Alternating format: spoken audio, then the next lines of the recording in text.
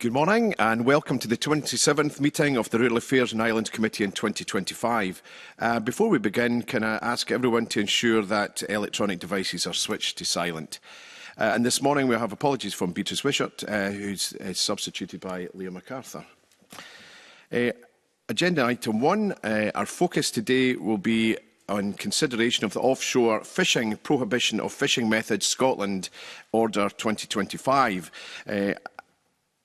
But our first item on the agenda is consideration of whether to take item 3 in private. Are we agreed? We are. Thank you. So we now move on to our first of 2 stakeholder panels on the order. And I welcome to the meeting Callum Duncan from Scottish Environmental Link. We have Professor James Harrison from the University of Edinburgh, Phil Taylor from Open Seas, and Caitlin Turner from Young Sea Changers Scotland. So welcome to you all. We've allocated about an hour for discussions this morning and there is quite a few questions to get through, so can I ask that we have succinct questions and answers. And just to remind you, you won't have to operate your microphones. We have a gentleman here that will do that for you. So we'll just kick off straight into the questions. My first question is, do you consider that the proposed measures are going to be sufficient to meet MPA conservation objectives and also international obligations? Phil. Thank you very much, Convener, and thank you, Committee, for having us here today. Our position is that the sites, as they are proposed at the moment, may not meet those objectives, the conservation objectives, legally bound conservation objectives for the sites. And there is a risk that the measures that are put on the table here are not sufficient to address concerns related to the impact of, in particular, bottom towed fishing, bottom trawling and scallop dredging in offshore waters to meet the goals of good environmental status. So that's the sort of legal target. That's not to say that they're wholly inadequate and wholly inappropriate. I think that there is a huge amount of work that's gone into the development of these proposals, and we really appreciate that. Callum and I have been involved in some of these early conversations about these sites that began 10 years ago, and I believe you're going to hear from Kenny later, who's been involved even longer than I. There is a balancing needed here between the environmental protection and sustainability in our seas and to basically recover the productivity of our seas. And in some cases, I don't think that that's been fulfilled. We see that in the scientific advice that's been given about these sites from JNCC, the Joint Nature Conservation Committee, where it recommended protection beyond what is currently being proposed. And I believe that, therefore, there is a risk that those conservation objectives will not be met. I suppose throughout the discussion this morning, we're going to talk about what that means. But one thing I would like to put down as a marker is that clearly good policy requires monitoring and evaluation. And I think that whatever outcome comes from the discussion today, there is a real need to make sure that there's proper monitoring in place regarding the effectiveness of these sites, whether they do meet those conservation objectives, and how they contribute to the broader recovery of the North Sea and west coast of Scotland. Thank you. Before I go to the rest of the panel, Phil, you've touched on the fact that yourself and Callum and other stakeholders have been involved in this process right from the start. Now, we often hear the government talk about co-design, co-development. And in your view, does the instrument that we've got in front of us reflect the discussions you've had throughout the process of developing the instrument? So I guess I've been involved in sort of bookended, so toward the beginning and toward the end. And so there's been a huge amount of discussion happening in the middle. Lots of complicated things happened in that middle, including Brexit, which for these offshore waters, which are used by boats from other parts of Europe, other parts, nations adjacent to the North Sea, has been really fundamental. There's also been a lot of science done in our North Sea, in particular, and down the shelf break where these sites exist. And there's also been a change in the status of the health of the sea. We've seen declines in many cases. That's illustrated, for example, the canary in the coal mine at the moment being North Sea cod in the southern North Sea, where there is this now advice that no cod be caught whatsoever. So things have changed throughout that process. In the beginning, I think that some of the early conversations, Callum may correct me if I'm wrong, came to positions that were stronger than what's on the table. We had some really interesting workshops in the first instance where we and other stakeholders were drawing lines on maps and saying, right, this is an area we don't think should be bottom trawled. This is an area we think perhaps could be. These are the areas of disagreement. And I think that some of the areas where there was disagreement have been just considered as areas where trawling can continue. There's also been a fundamental change in particular on what's called the West Shetland Shelf. So that's a very large site that you may see north of Cape Wrath if you have a map in front of you. That was an area where bottom trawling was banned when it was designated. It was banned under European legislation to protect big spawning female cod. Now, that restriction has ended. And so actually we have, in this site, possibly the only place I'm aware of that size where a marine protected area has been opened up to bottom trawling and has had an impact increase in it since the designation. And that was not the understanding of the situation at that time either. I think key places where I would draw attention where the protections are, I feel, inadequate and not representing what should have been pulled through are the Faroe Shetland sponge belt. So this is a big area of, in effect, the edge of the continental shelf that drops down into the Faroe Shetland channel. So lots of cold water coming in from the Arctic, warm water from the Gulf Stream, mixing turbidity, highly productive zone, really important for a whole pile of species as well as the benthic habitats, so the sponges. And I think that the protections that's offered there is quite concessionary and allows a lot of harms to go on that aren't reflective, I don't think, of some of those early discussions. And also the Geikie slide, so this is a site that was designated to sort of take a sort of spectrum of that slope, right? So very shallow waters or shallowish waters. Sorry, I recognise I'm talking quite a bit. Down into the deep waters.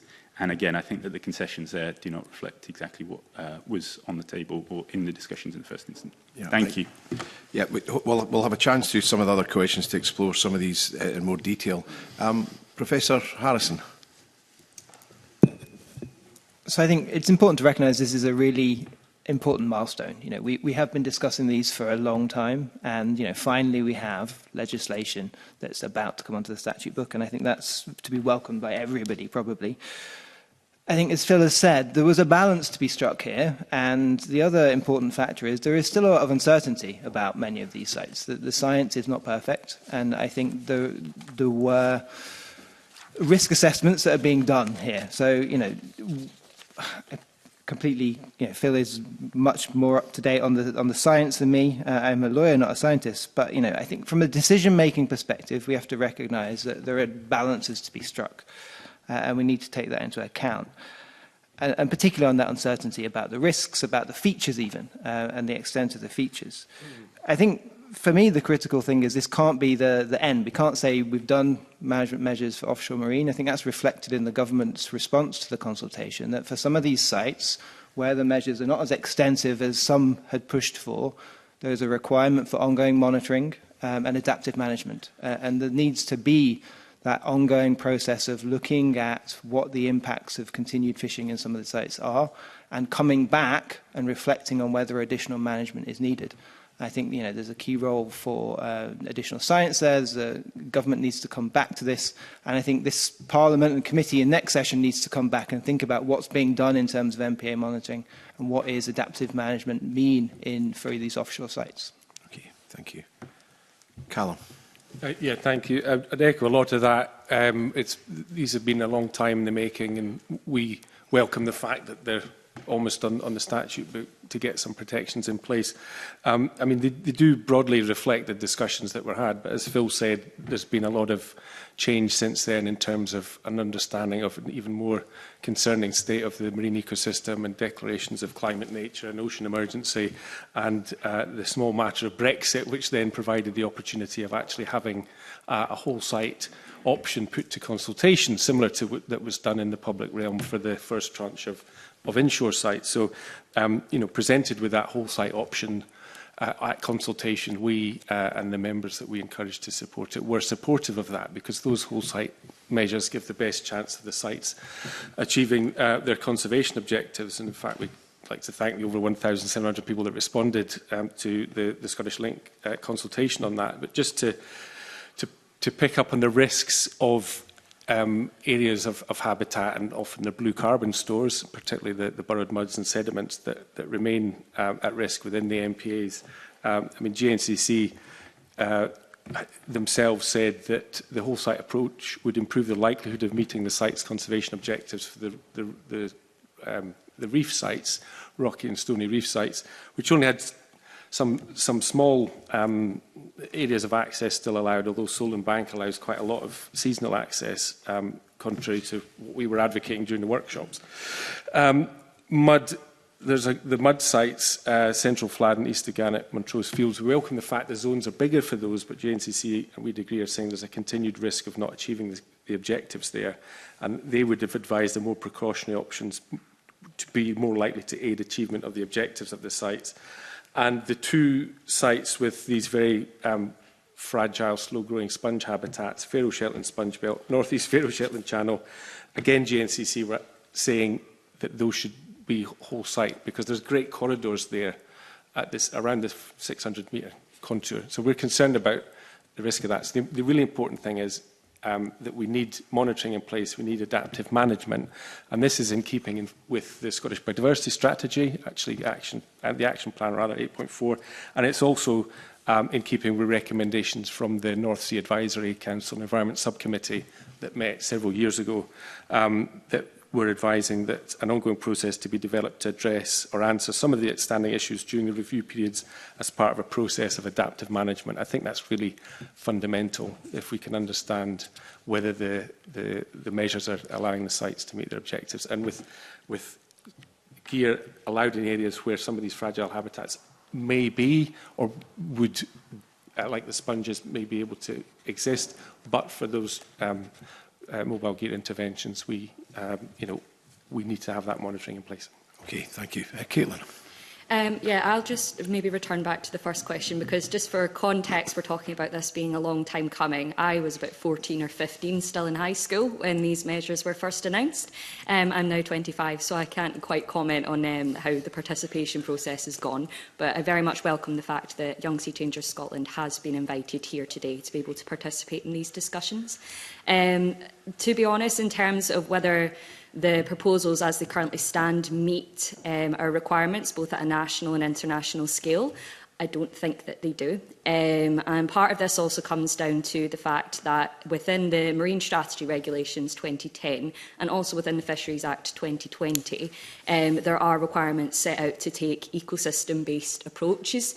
And while we've seen that for 5 of the sites that have whole site measures that have been applied, the remaining 15, it's only kind of partial measures that have been applied. And in this instance, you can't really take partial parts of ecosystems because if there is still active pressure occurring in the remainder of those sites, then it does affect the ability of the rest of the ecosystem that is protected to be able to thrive and to recover to the best of its ability. It hampers that ability.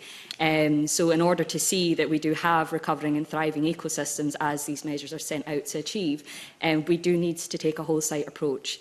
That isn't without congratulating the government for obviously putting in place the measures for the whole site approaches. It is very welcome that we now have those being put down, and also it takes our coverage of seabed up to around over 60,000 square kilometres of protection, which is a very impressive number to have.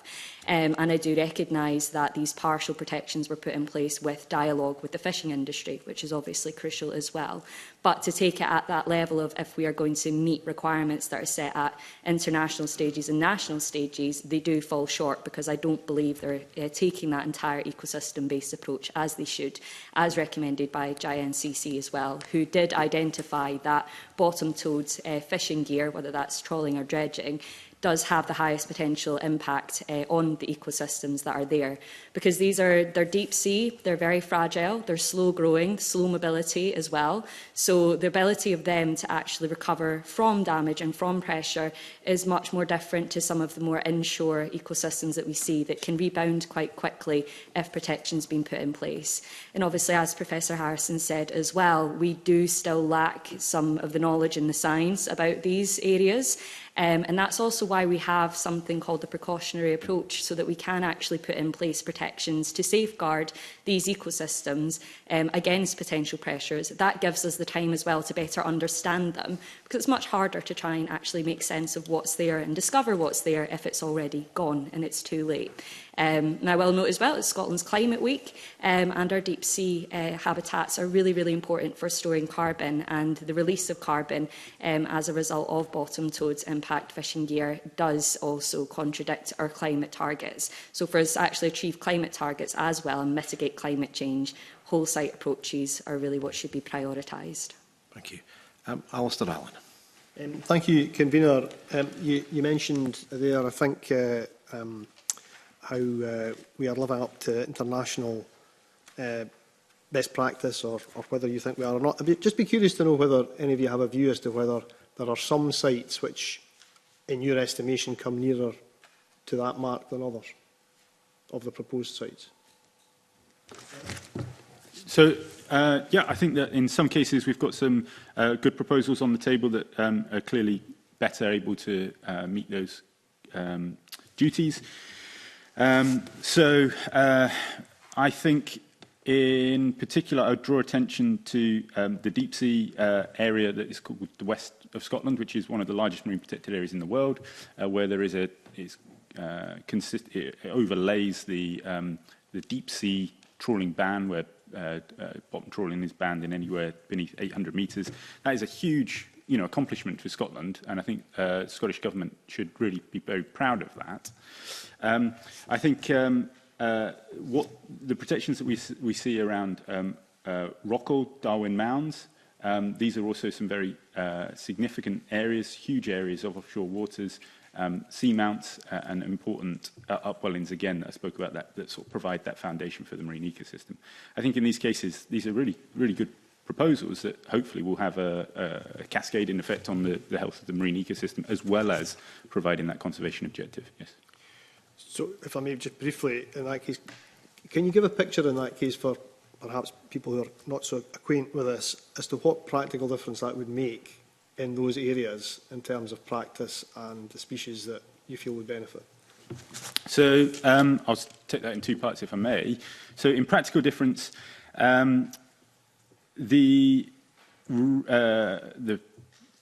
one of the concerns we have, of course, is that, in effect, the lines have been drawn around the places where fishing isn't taking place. So there are still some concerns about that, what impact that will actually have, what change that will cause on the water. However, in these areas, what we are looking at is the reduction of fishing pressure on, firstly, the habitat, so the seabed itself, which provides the sort of broader functioning above, and then the species that are living in that sort of deep water environment. What practical implications that will have? Well, it's often said that these marine protected areas should be designated as protecting certain species rather than as fisheries management measures. But of course, the duty that you as Parliament have given to Scottish Government is to protect and, where appropriate, enhance the health of the marine area as a whole. And these marine protected areas are the measure, one of the main measures to achieve that. And so the aspiration from our side of this is that they are protecting areas that are important for the functioning of that ecosystem and that are important then as nursery spawning grounds, etc. So the areas that are mentioned there, Darwin Mounds, the Rockall Basin, the Rockall, I can't remember the name of the site, sorry, it's left my head, Northwest Rockall Mound, whatever it is. Northwest Rockall Bank is the specific language. These are areas where you have fish species aggregating in relatively large numbers, such as monkfish, anglers.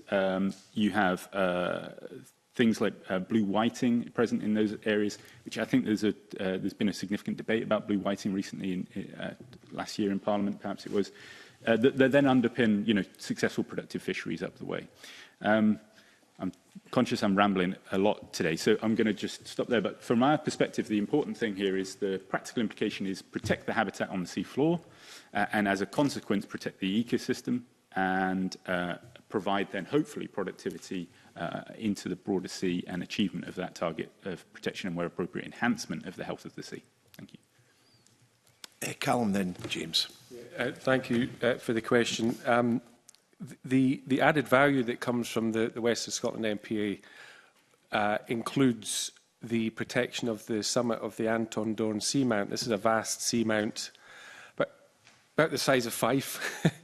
And during the workshops, we were advocating for protection for that, the summit of that, because these are highly important areas in the marine ecosystem. The nutrient-rich deep waters come up the slopes of these seamounts and provide rich feeding grounds for other species and habitats. So that, for the summit of that vast seamount to be protected is really to be welcomed. And in many of the sites, even that aren't whole sites, most of the site is protected for mobile gear. So some of those reef sites, for example. So what you're doing is you're protecting fragile life that grows out the seabed or sometimes in the seabed from direct disturbance from gear that can disturb the top few centimetres of that sediment or can scrape over the top of a reef. So that protection is a good thing for those habitats and those sites to meet the conservation objectives. But it's also about static gear. The Northwest Rockall Bank SAC prohibits static gear throughout as well, whether that's pots or set gill nets, and zones within East Rockall Bank SAC to protect the cold water corals don't allow the putting down of static gear either, that can also have an impact. So we actually welcome restrictions on floating long lines and bottom set gill nets for 11 MPAs, because that can reduce bycatch. So there's the prohibition of trawling to prevent that seabed damage on the surface or subsurface on the softer sediments, and then where it's appropriate, also prohibiting the static gear, which in putting it down can cause direct damage landing on the seabed or moving around, and fixed nets on the seabed can also obviously create a problem for bycatch and catching other species. So there's a lot to be welcomed there, and central Fladden, the protection for that's increased from 40% to 62%. Now, we would have liked it to go in line with advice of GNCC to protect the whole site, and East Gannet Montrose Field site has increased from 29% to 70%. So there's some welcome things in there. We do recognise that. Sorry, I'm not being rude. Rather than focusing on individual sites, I think we need to get an overall picture, because we could be here for 3 weeks looking at individual sites, and it's no disrespect. It is obviously important, but we do have quite a few questions to get through. I'm going to bring in James Harrison, then Liam MacArthur's got a supplementary. Okay, I'll try and keep this quite quick in general. So Callum's made some of the points I was going to make. Pick up just on the demersal static, though, because I think that's where you have received evidence about the risks of demersal static being debated to some of these sites. And I think it is an example of actually Scottish Government taking a precautionary approach. And, actually, even though the risks are uncertain, it has decided in 5 sites to completely prohibit demersal static. So we've got 5 sites where all demersal mobile and all demersal static is completely prohibited, which is going to provide significant protection for a large area of seabed. So, I think that, for me, stands out, and it demonstrates the power of the precautionary approach in this context. Just to throw in, we're talking about fishing today. Obviously, that's a key pressure on these sites, but we also need to remember there are other sorts of pressures, and so it's another topic we need to come back to. Are these sites being protected from other pressures that might affect the conservation objectives? And we shouldn't lose sight of that fact. Okay. Just on that, I've got a supplementary from Liam MacArthur. Yeah, this is probably more one for the representatives of the fishing sector, but I won't be here for that panel, so I'm going to chuck it in here now. That the discussions that Phil and Callum were talking about, to what extent is there an understanding of the likely impact in terms of displacement of effort on other areas that may be better able to sustain that, but where if there is a displacement, we are going to see increased effort? I wonder whether maybe Phil or Cal could take that up. I can start, but again, conscious I've said quite a lot already. So there has been an entire assessment of displacement. On our judgment, there's not going to be masses in ways that are massively deteriorating the other habitats around. It's for a couple of reasons. Firstly, effort is very noisy in the fishing sector, so it rises and falls quite a lot in certain areas. There isn't a really consistent pattern, so you know this may change based on the availability of stocks and the availability of certain catches. And it may change based on the presence of fish and their movement through the year as well. We're talking about harvesting a wild animal that is migrating and is moving around. There's obviously relatively persistent patterns, but there is, if you look at the data, a huge amount of noise already in that. So it's difficult to say. It's not like saying instead of a farmer having access to two fields, he can have access to one and then has to grow all of that produce in one field.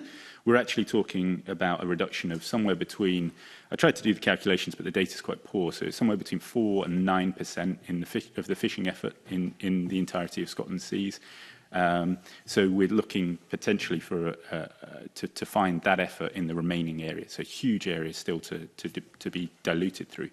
And I just want to draw attention to the fact that actually there's an inconsistency in the way that was considered, because in the displacement study, the socioeconomic study and the environmental study took very different approaches. So one assumed that all fishing would disappear overnight, if the marine protected area was if the restriction was placed there, and the other assumed that the fishing effort would be displaced into the areas around. Now, those are two completely contradictory assumptions, which we used and brought together to make an understanding of the situation. So, I think other colleagues will come in, but I'm grateful for that. Thank you. Rhoda Grant. Just to follow on, I talked about, I suppose, the optimum being all gears being banned, both static and mobile.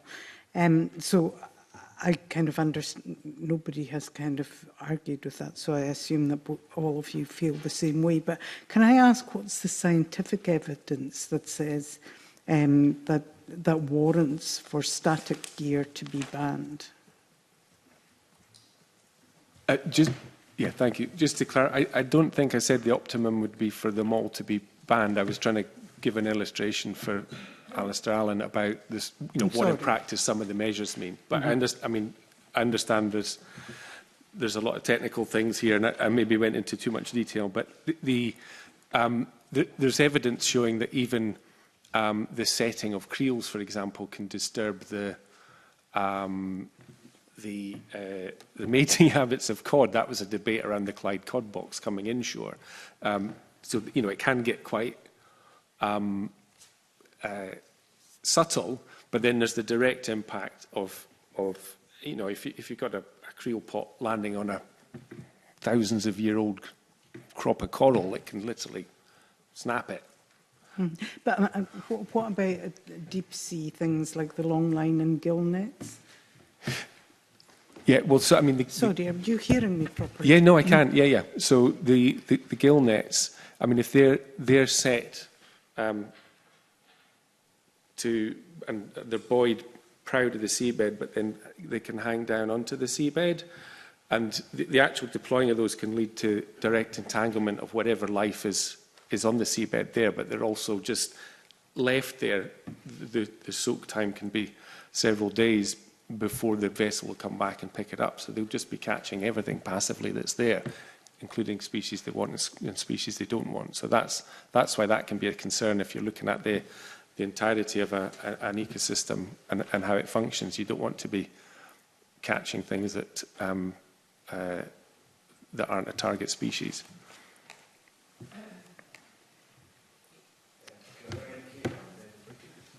Just to very quickly add on to that as well, obviously if there is the case that the static gear does get damaged in stormy weather or things like that, it could smother the benthic habitats as well. And on the same vein as Callum was touching on, there is evidence of seabirds having become entangled in gill nets and things. It is a very prevalent issue for seabirds, and that relates to the benthic habitats or the features that are being protected, because these provide obviously the nursery grounds and the shelters for the sort of prey that the seabirds will feed on. The seabirds seabirds will then make the dives down to these benthic habitats to get that, and in turn they become entangled within that. And I think it's really important as well that this is being addressed now. Sometimes it can kind of go by the wayside when we talk about set nets and gill nets. They can kind of be overlooked. But especially now that we're seeing such a decline in Scotland's seabirds, this would be a welcome move forward to helping conserve them, as well as addressing all the other pressures that they face in the marine environment. But this is just one of several that can hopefully help ease the pressure on our seabird populations. James. I mean, 3 key points, I think. One is we're talking about demersal static gear here. So static gear that has some kind of connection with the seabed, usually through an anchor or something. So it's not all static gear that is necessarily going to be prohibited here. I think JNCC recognised that there was less evidence about the risks to some of these sites. In this conversation, it's hard not to get to the details of individual sites. We're talking about a huge range of different ecosystems, each of which have very different pressures and characteristics. So, at one level, of course, there's going to be different management across different sites, depending on the risks that are posed by different gears.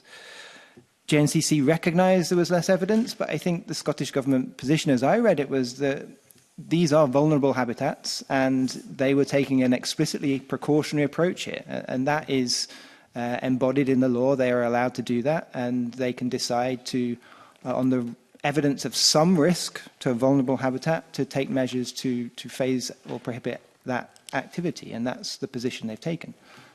So, the evidence doesn't have to be absolutely crystal clear. The whole point of the precautionary approach is there is uncertainty, but it allows management to come in where that's deemed appropriate, and it's been deemed appropriate in many of these sites.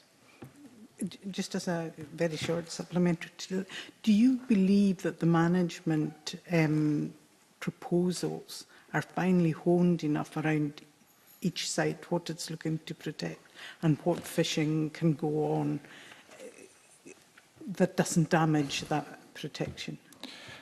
I think, my first answer was stressing that the balance that needs to be struck here, and the legal framework requires the conservation objectives to be furthered, but also other factors to be taken into account, including economic factors. And I think Scottish Government has had to balance these different things. For me, when these hit the statute book, we'll be in a good position. We need to keep monitoring, as I said, but I think there have been compromises that have been struck, but I think the legal framework allows for that. And for me, I'm content with what we have right now, subject to looking at further evidence and data that's gathered in the years to come. Is it not the case that there's an awful lot more? Because just to generally say that long lines or gill nets are potentially problematical, with their very nature, they're very, very light if they touch the bottom at all. As technology and science increases, they're far more likely to be highly targeted with the mesh spacing, the net size. So to have a blanket ban, that's the whole reason we have zonal, where it actually ensures that we concentrate on protecting the environment that needs protected. And that, of course, doesn't just lie within the MPA zone. The ecosystems go far beyond that.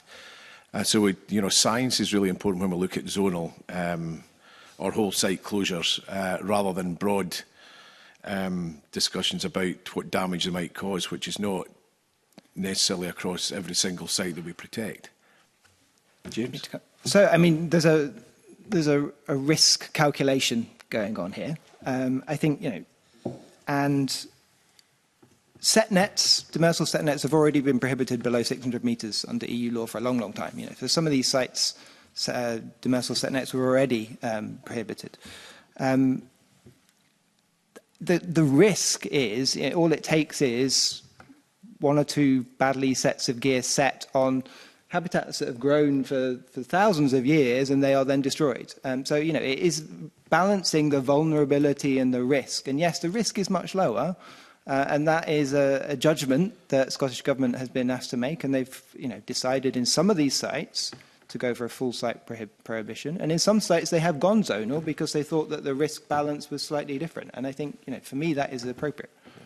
Callum. Yeah, thank you. Just to follow up quickly to my first answer, reviewing what JNCC were actually saying is that recent studies from 2018 and 2020, this is in relation to crap, traps, I'll come to the gill nets, suggest that traps will have negative impacts on the functions of reef habitat at high spatial and temporal densities, but GNCC are advising monitoring of the remaining effort in these sites going forward. So they're saying the evidence has improved at the impact of the traps on the functioning of reef habitats. And it's difficult to answer that broader question about zonal approach. Again, it would be helpful to have a map, but a good example of that is the Faroe Shetland Sponge Belt MPA, and it's not static gear prohibited across the whole site. It's the southern portion of the site where the known sponge communities are.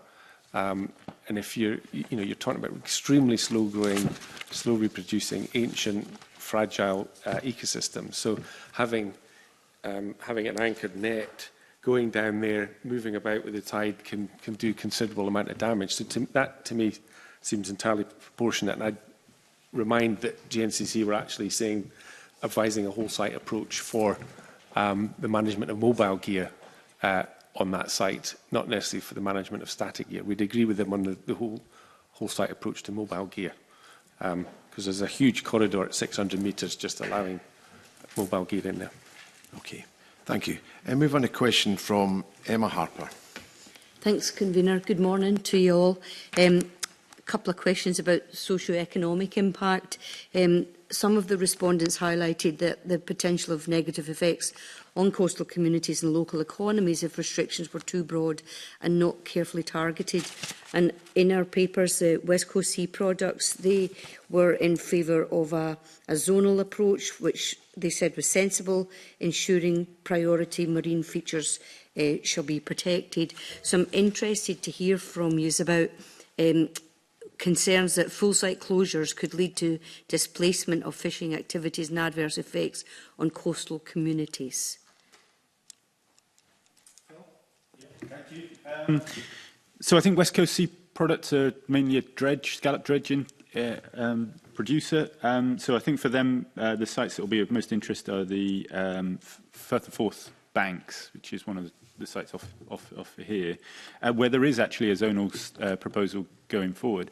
I think from our perspective, the socio-economic assessments provide only part of the story, because at the moment all they're doing is they're really trying to estimate where fishing will be lost, not where how it will be displaced into other areas in a proper way, in my opinion, and failing to really properly account for the fact that these protections will provide social and economic benefits in the long run by recovering the health of the sea and the fish stocks in them.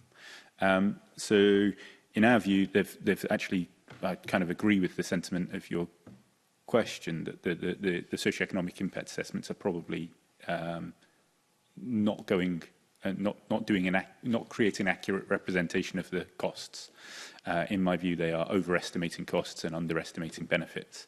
And this is what we've seen in the other inshore marine protected areas, where the cost estimates, when those inshore sites are at this same stage, were made.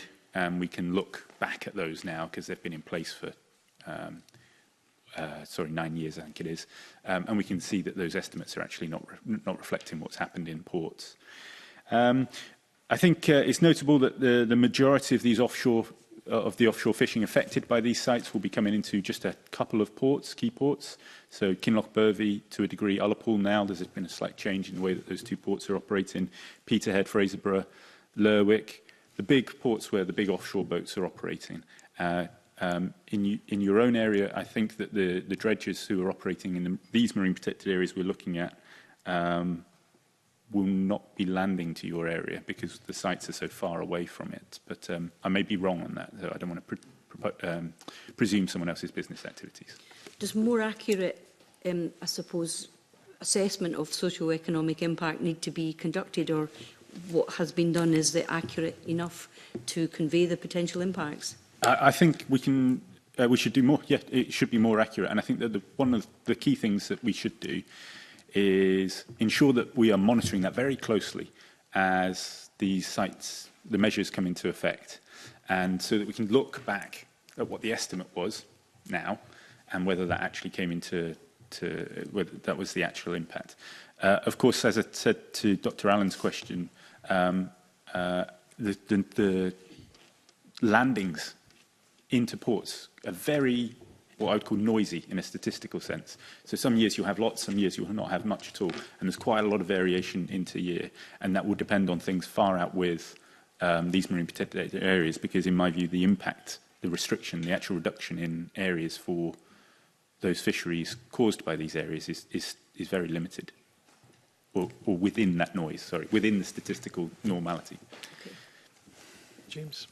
I mean, the other point, just to build on that, is there's lots of other restrictions coming in for the fishing industry that also are going to have economic impacts, and it's going to be very difficult to tease out what's the impact of the MPAs compared to what's the impact of new offshore wind, other activities that are affecting where the fishing industry can fish. And rightly so, the industry is concerned about this spatial squeeze, and I think that needs to be taken seriously. But it needs to be done on that macro level through a good marine spatial planning approach, which can look at all of these factors and work out, well, actually, where do we want the fishing industry to be able to fish? Because at the moment, they're kind of left with the remnants where we're not doing wind, where we're not doing marine conservation. I think the marine planning system needs to come in here and help us understand the overall uses of our seas, because without that, we're never going to be able to tackle these problems that rightly are being raised by the industry. Okay, thanks, Convener. Callum? Yeah, thank you. Good question. About to fill in open seas and the fine-grained work they've done looking at ports and landings. I know they've done a lot of work on that, but from a Marine Conservation Society perspective, I'm here as Link, but we're members of Link. My colleague did a study looking at the estimated benefit of managing offshore marine protected areas through a whole site approach. And he showed on balance that after 20 years, there's an estimated £0.8 billion of benefit in terms of ecosystem services. I know that's a broader debate when we're talking about sort of individual businesses and so on, but in that wider consideration of socio-economic benefit, that whole site approach would deliver a great deal over the longer term in terms of carbon storage and securing food provision by protecting important habitats and so on. Just something else I wanted to put into the discussion. Slightly reluctantly talking about percentages, but when you look at the network, to just think about the scale of it, and I completely agree with James on the importance of spatial planning and ensuring there's space for sustainable fisheries activity. But in terms of discussing, if you take the vast West of Scotland MPA and the North East Faroe Shetland Channel MPAs, these are vast MPAs, largely deeper than 800 metres, that already have restrictions in place. From the network, you're only talking about 15 or 20% of the continental shelf sea in the MPAs, and even then they're not whole site approach. So just to paint a picture of how much restriction is coming in there, there's a proportionate discussion to be had, because there's still a lot of fishing ground there as well. Okay. Caitlin, did you want to touch on the socio-economic impact? Yeah, a lot of what I would have said, Professor James Harrison already claimed some of my answer on spatial squeeze in a spatial management plan. That is vital. And I think as well, I don't think any of us up here would say that there's not potentially going to be short-term economic struggle. We fully recognise that there might be. But as Phil had touched on, that the long-term returns of this could be far more substantial than the short-term struggle. But with that being said, obviously, it's all well and good us sitting here saying think about the big picture, obviously, and the there and now when your business is struggling. I'm very familiar with this from my family having a business. You're just trying to figure out how to make ends meet, and in which case we need to make sure that if we are putting in these whole site approaches and there are businesses that are going to suffer as a result, whether that is the fishermen themselves, whether it is the processing that comes as a result of it as well, because there's so many sort of elements within that chain of fisheries, that there is some kind of financial support or additional support being provided to them to either seek out other opportunities or to kind of cover the shortfalls of where that protection has created financial losses. But there is recognition within the scientific literature that bottom contact-toed fishing gear is very impactful to the seabed. It is destructive. And there are conversations about just transitions happening as well within fisheries, which I think we need to continue those discussions and sort of accelerate them, take them more seriously, because we do discuss it in the space of oil and gas, recognising a sort of a harmful industry that we're trying to get more workers shifted into green skills industries or into other industries that aren't as impactful. We should approach fisheries in the same way to try and mitigate the losses that might come about as a result of protection. But in the long term, it will benefit the more kind of sustainable, lower impact fisheries, also help to benefit other businesses, other marine users that actually use the marine environment as well, and have obviously a kind of overall benefit to us all, whether we're inland here in Edinburgh, or whether we're further, we're not that inland in Edinburgh, or whether we're closer, more coastal to the sea. It's to the benefit of everyone that we have these protections in place, but that is not without saying that there is likely potentially to be that sort of shorter term economic struggle in the first instance. But there's examples elsewhere around the world, in the UK, where protections have worked for fishermen, have benefited fishermen. Healthier ecosystems can return overspill effects, can return much larger and much more productive fisheries. But we just kind of need to have the sort of bravery, but also the steps in place to support the sort of businesses and fishermen that might be put out of place by these protections. Okay, thank you. We're now going to move on to our last theme, which is probably the biggest and most difficult one, and we've got about 10 minutes to cover it, on scientific evidence and monitoring, and we've got a question from Tim Eagle. Thank you, convener. Hopefully you can hear me all right. Sorry, I can't be with you this morning. I just wanted to touch on, given I better be quick because of the convener's time limits, but just want to touch on data and monitoring. So what I hear a lot, I think, when I'm out and about along some of these coastal communities is a feeling of that they can't trust what people are saying in terms of the data, in terms of monitoring, etc. So can you just run me through a wee bit more about where we are in terms of baselining before we go into this? And then what do we need to improve, or what do we need to carry on doing to make sure that we are sort of effectively monitoring, and that data really is sort of open so that everyone can see it and have trust in it moving forward, so that we know where we need to get to, or where we are going to go to meet those conservation objectives? Who'd like to kick off? Callum. Yeah, thank you for the question.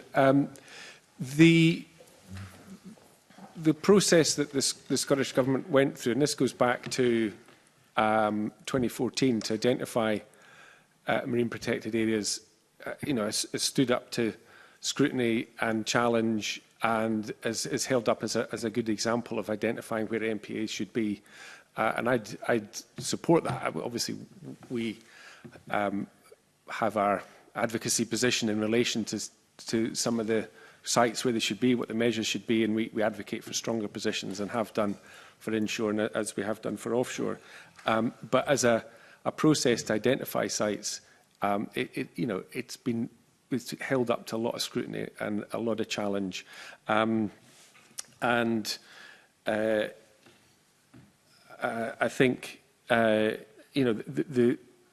sorry, I've just remembered the other point I was going to make as well as part of the process, which I would like to commend the Scottish Government on, is the workshops that were held to talk about the management measures for these MPAs were very inclusive. They were engaging fishing representatives from all affected countries, all the home nations, but also France, Spain, Netherlands, Norway, Denmark. So in terms of data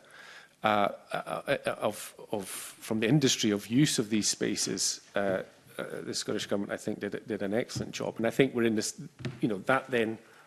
So I hope the debate is then about how, and the discussion is then about what measures are proposed as a result of all that data collection and so on. Because I think, and there could always be more, particularly offshore, because it's expensive. but there's really good collaborations with JNCC and MASS and the National Oceanography Centre, and we want to see more of that happening, and that's particularly crucial as part of this adaptive management approach. Okay, thank you. Phil and then James. Thanks very much for the question, Mr. Eagle. So, first thing I'd say is some of these sites are some of the best or earliest studied deep water environments anywhere in the world. So we have a site here called the Wyville-Thompson Ridge, which was actually studied in the 1800s by a guy called Wyville-Thompson. It's kind of the first sort of deep-sea ecologist, deep-sea scientist. Really incredible stuff. I'd recommend reading if you ever had time. You asked how can we make sure that the science is trusted? And I think that that's a really important point, Mr. Eagle, and I think you touched on making sure that it's open to everybody. And I think that the JNCC, Joint Nature Conservation Committee, have done a good job on that to date. These are really difficult environments to study because they're so deep. We're talking a kilometre down. Water pressure there will destroy most bits of equipment, very rough seas, very exposed bits of water. But capturing images has been a very important part of what the JNCC has done so far, showing why some of these areas deserve protection, showing some of the species that live down there. And I think that they've done a really good job on presenting some of that data in some cases. They are, of course, constrained. You know, these are really difficult places to work in, very expensive to work there. And I know that the committee can't formally, conditionally accept this statutory instrument, but I would ask if you could, in the strongest possible terms, encourage the Scottish ministers to commit to a programme of monitoring these sites properly so that we can explore what they look like in due course and address that trust issue that Mr. Eagle raised there. We need to see what these sites look like in 5, 10 years, as well as on the normal review cycle. Thank you. Thank you. James. Very quickly, just to reiterate what Phil just said, there is an MPA monitoring strategy for Scotland. It recognises, we don't have all the data we want. We never will. We have to be fairly selective and prioritise. And I think once these measures are in place, once the inshore measures are in place, there's a job to come back and have a look at that monitoring strategy and to come up with a set of priorities which allow us to gain the key data to fill in gaps, to monitor the effects of these measures. And I think there's a job for the next session of this Parliament to come back and scrutinise government on how they are doing that. Thank you. Ariane Burgess. Thanks, Convener. Just a supplementary on that. So I get the whole piece around adaptive management and the need to monitor and feedback and make adjustments on the plans that have been put in place so far. But how do we filter that down to the actual folks that are out at sea? Because my experience is that when I'm talking to people in Shetland or other fishers, they're saying, oh, I'm out fishing and I'm surrounded by cod. Why can't I fish cod? Or on the West Coast, somebody's talking about similar experiences, not necessarily cod, but their direct experience is that they see a lot of the species that they're not allowed to catch. They're not allowed an area where they're not allowed to work. How do we help that data feedback? What does the government need to do to get that to actually people on the ground who are, as we heard earlier, and I think Caitlin spoke really well about the struggle that people face and things like that, the kind of like the day-to-day business management, and they're feeling like they're shut out of somewhere, they can't work somewhere. So how do we help them? How do we support that information getting there? Phil. Very briefly, I think one of the key ways is, as Mr. Eagle pointed to, visual and accessible data, public data that we can all look at. So you're talking about, anecdotal evidence from fishermen saying, hey, there's an abundance of X, Y, Z. But without actual accurate catch estimates, without an actual accurate reflection of what is being caught on the back of the boats, we all know that discarding continues at sea. We all know that that is masking a certain amount of catch and abundance in the data. We need to address that, and I think that the way to do it is, as Mr. Eagle suggested, visually and openly. So cameras in the ROVs, we do a lot of that ourselves. I'm willing to make everything that we collect public. I think that JNCC has done a good job using their underwater cameras to do the same. I think we need to make sure that the industries, and this isn't, as Professor Harrison pointed out, just the fishing industry. We also have offshore wind, we also have offshore oil and gas, collecting lots of information about what is down there. That needs to be all brought into the public. Thank you. Yeah, good question. I think the National Marine Plan Interactive, again, the Scottish Government have got a good platform there. It's about getting getting the information on there, but then being able to communicate it.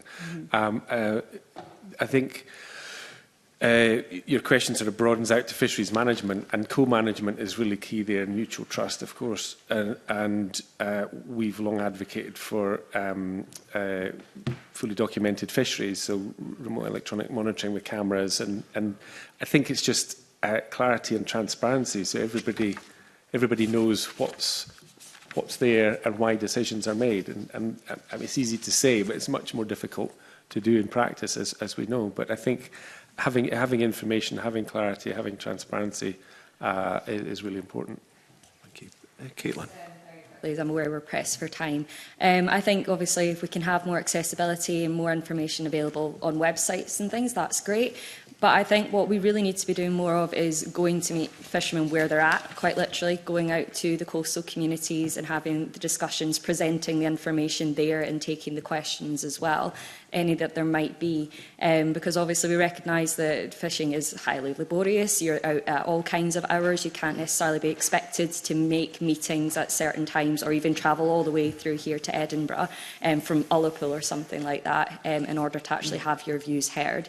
So I think there has to be a more concerted effort to go out to coastal communities and actually understand not only what their needs are and to take in sort of the information and the evidence that they are finding when they go out and they're fishing or whatever industry it might be that's operating on the water, but to actually kind of fully immerse yourself in the communities and give the space to them to be able to share their opinions and their evidence and have the open discussions about why things are happening within those spaces instead of just making decisions here and it has to go out, filtered out the rest of Scotland, and they just have to kind of like it or lump it. I think it's really important to go out to communities and meet them where they are and understand their needs specifically, as well as communicating why we're doing certain things or the evidence that we have too.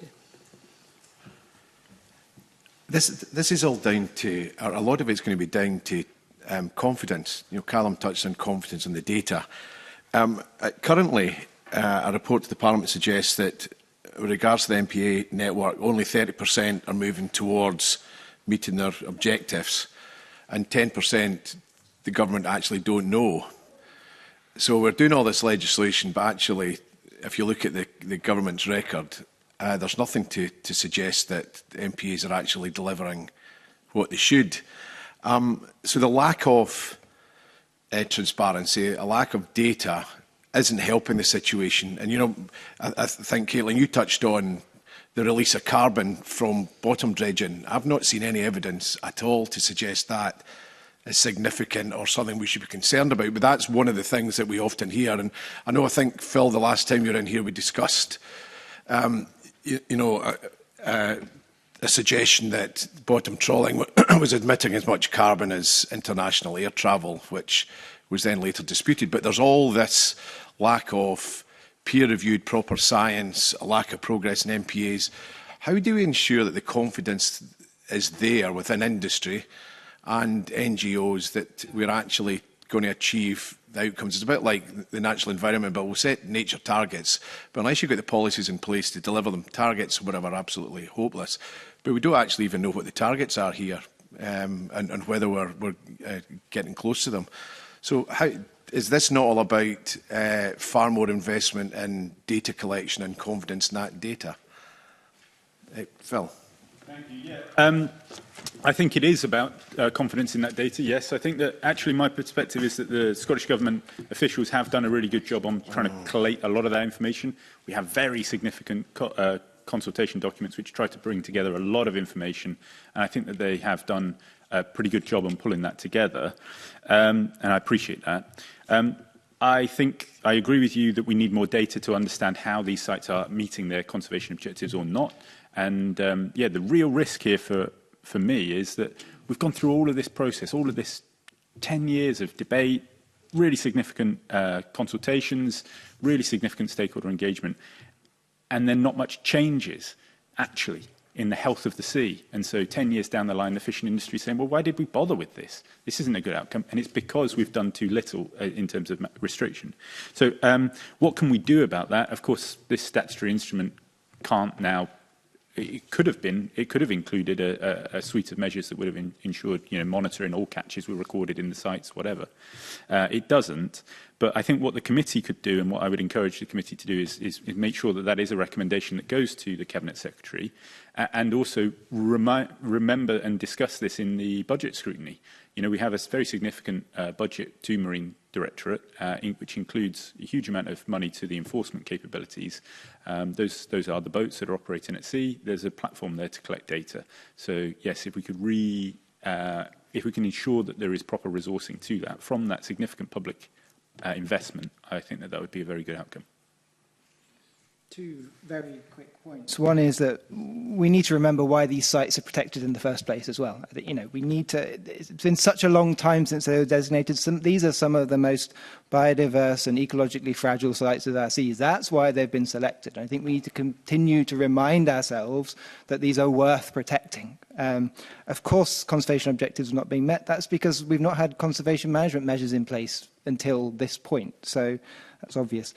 I think the final point I would make is about enforcement, because, you know, these measures are all very well being on the statute book, but they need to be complied with. And I think, you know, fisheries enforcement, there was a penalties review that was announced, I think, a while ago by the Scottish ministers. But, you know, currently penalties for unlawful fishing in MPAs are not adequate. And, you know, unless actually we can incentivise everybody to comply with this, and it's not just the Scottish industry, EU boats will be fishing, this is all offshore, so they will have in our waters too. So having a robust enforcement policy and strategy in place to ensure that these measures actually translate into practice is also vitally important. Absolutely. I think I'd like to remind the committee of the MPA report to Parliament, which actually did show the benefits that are now coming through where monitoring has happened. So increase in flapper skate in the Loch Soonart Sanadura MPA and improvement in the health of the flame shell beds that were damaged in Loch Carron. So we know protection works, and I'd also draw your attention to Nature Scot report, which did a review of MPAs globally, you know, showing the benefit of that, and it's most marked where the site is damaged and needs recovery. And I just absolutely endorse the need for monitoring and enforcement. And Nature Scot themselves saying being able to assess the efficacy of management measures in MPA is key to supporting future adaptive management of the MPA network in Scotland. So that need is recognised. Okay, an appropriate time to touch on the next question, Alistair Allen. Thank you, Convener. Yes, you've been speaking about data. So much of the fishing fleet is already embracing technology such as remote electronic monitoring or winch monitors. Are you suggesting, or do you feel it would be useful for that technology to be mandatory in these sites and elsewhere? Phil? Yes, in short, yeah. I think that is the solution to answering the questions that have been raised so far about the status of these sites, what is in those sites, and also resolving these issues such as raised by Ms Burgess about anecdotal evidence of abundances.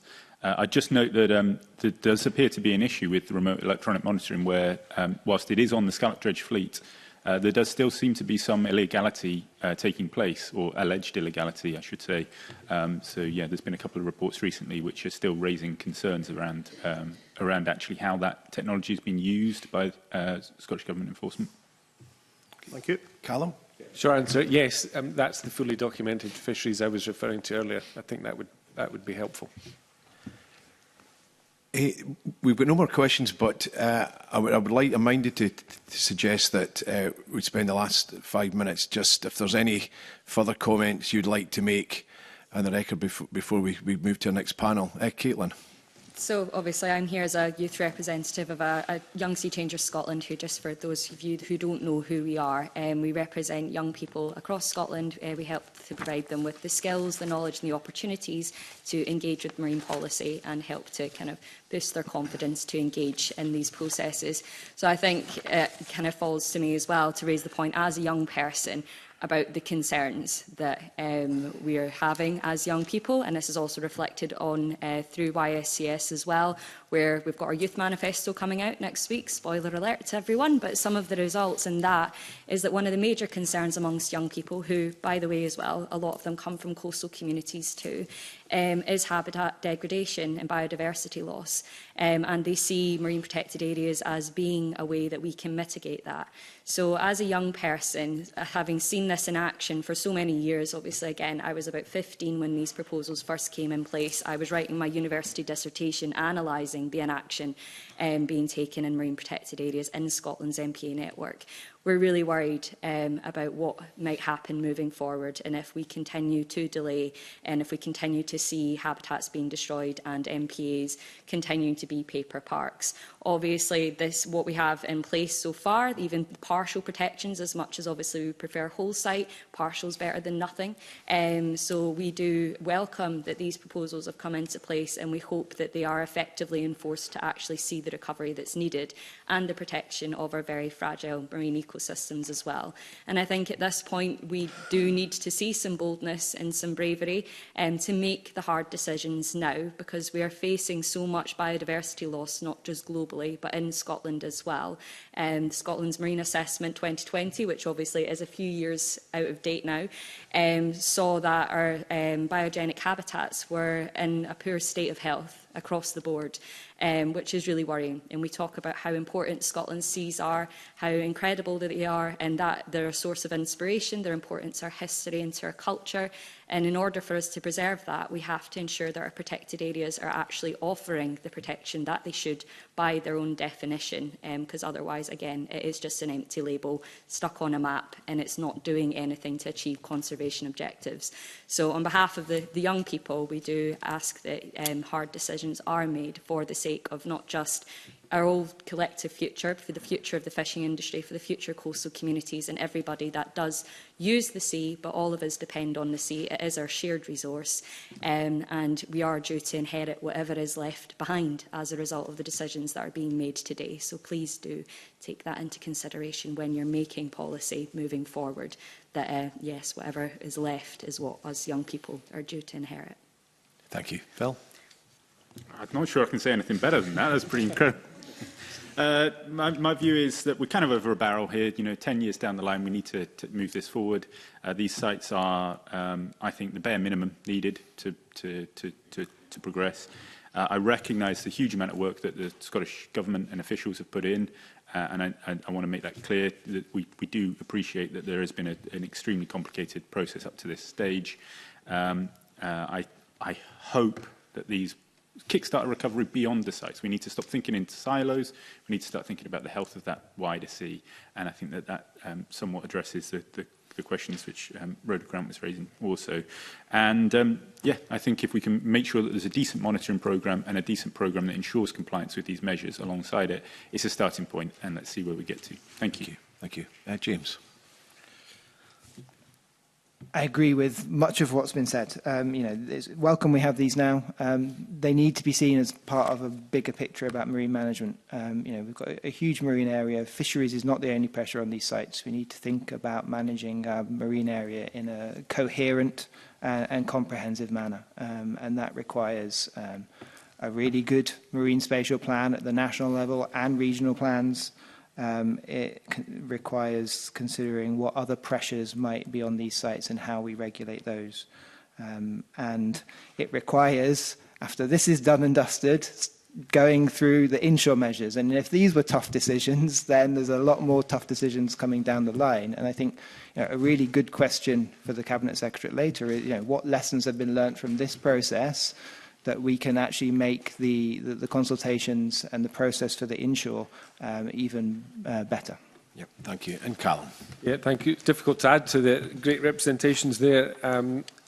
I absolutely endorse the need for wider strategic spatial planning, thinking about the sea more broadly. My experience of the acknowledged very good MPA process was often the discussions we were having were around these cookie cutters in the sea. We've not had that conversation about the whole sea.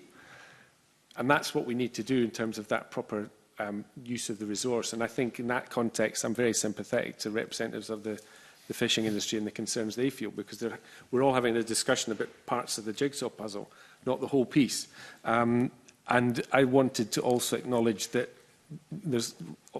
rightly, there's the focus on fisheries. This is a statutory instrument for fisheries, but there's other concerns, and we have other concerns around other industries like aquaculture and putting developments in the right place. So just again to put on the record, we're concerned about the Berwick Bank proposal, for example, and that overlaps for the offshore wind, 42% of one of the Forth Banks complexes. So that just underlines the need for that holistic management that's needed. So to fully endorse the need, we need the proper enforcement and adaptive management strategy for those sites to see if they're working and to see if they need to be, the management measures need to be extended. Thank you. So thank you very much, and thank you for your contributions this morning. That's been most helpful. I'll now suspend the meeting for 10 minutes to allow a changeover of witnesses. Thank you.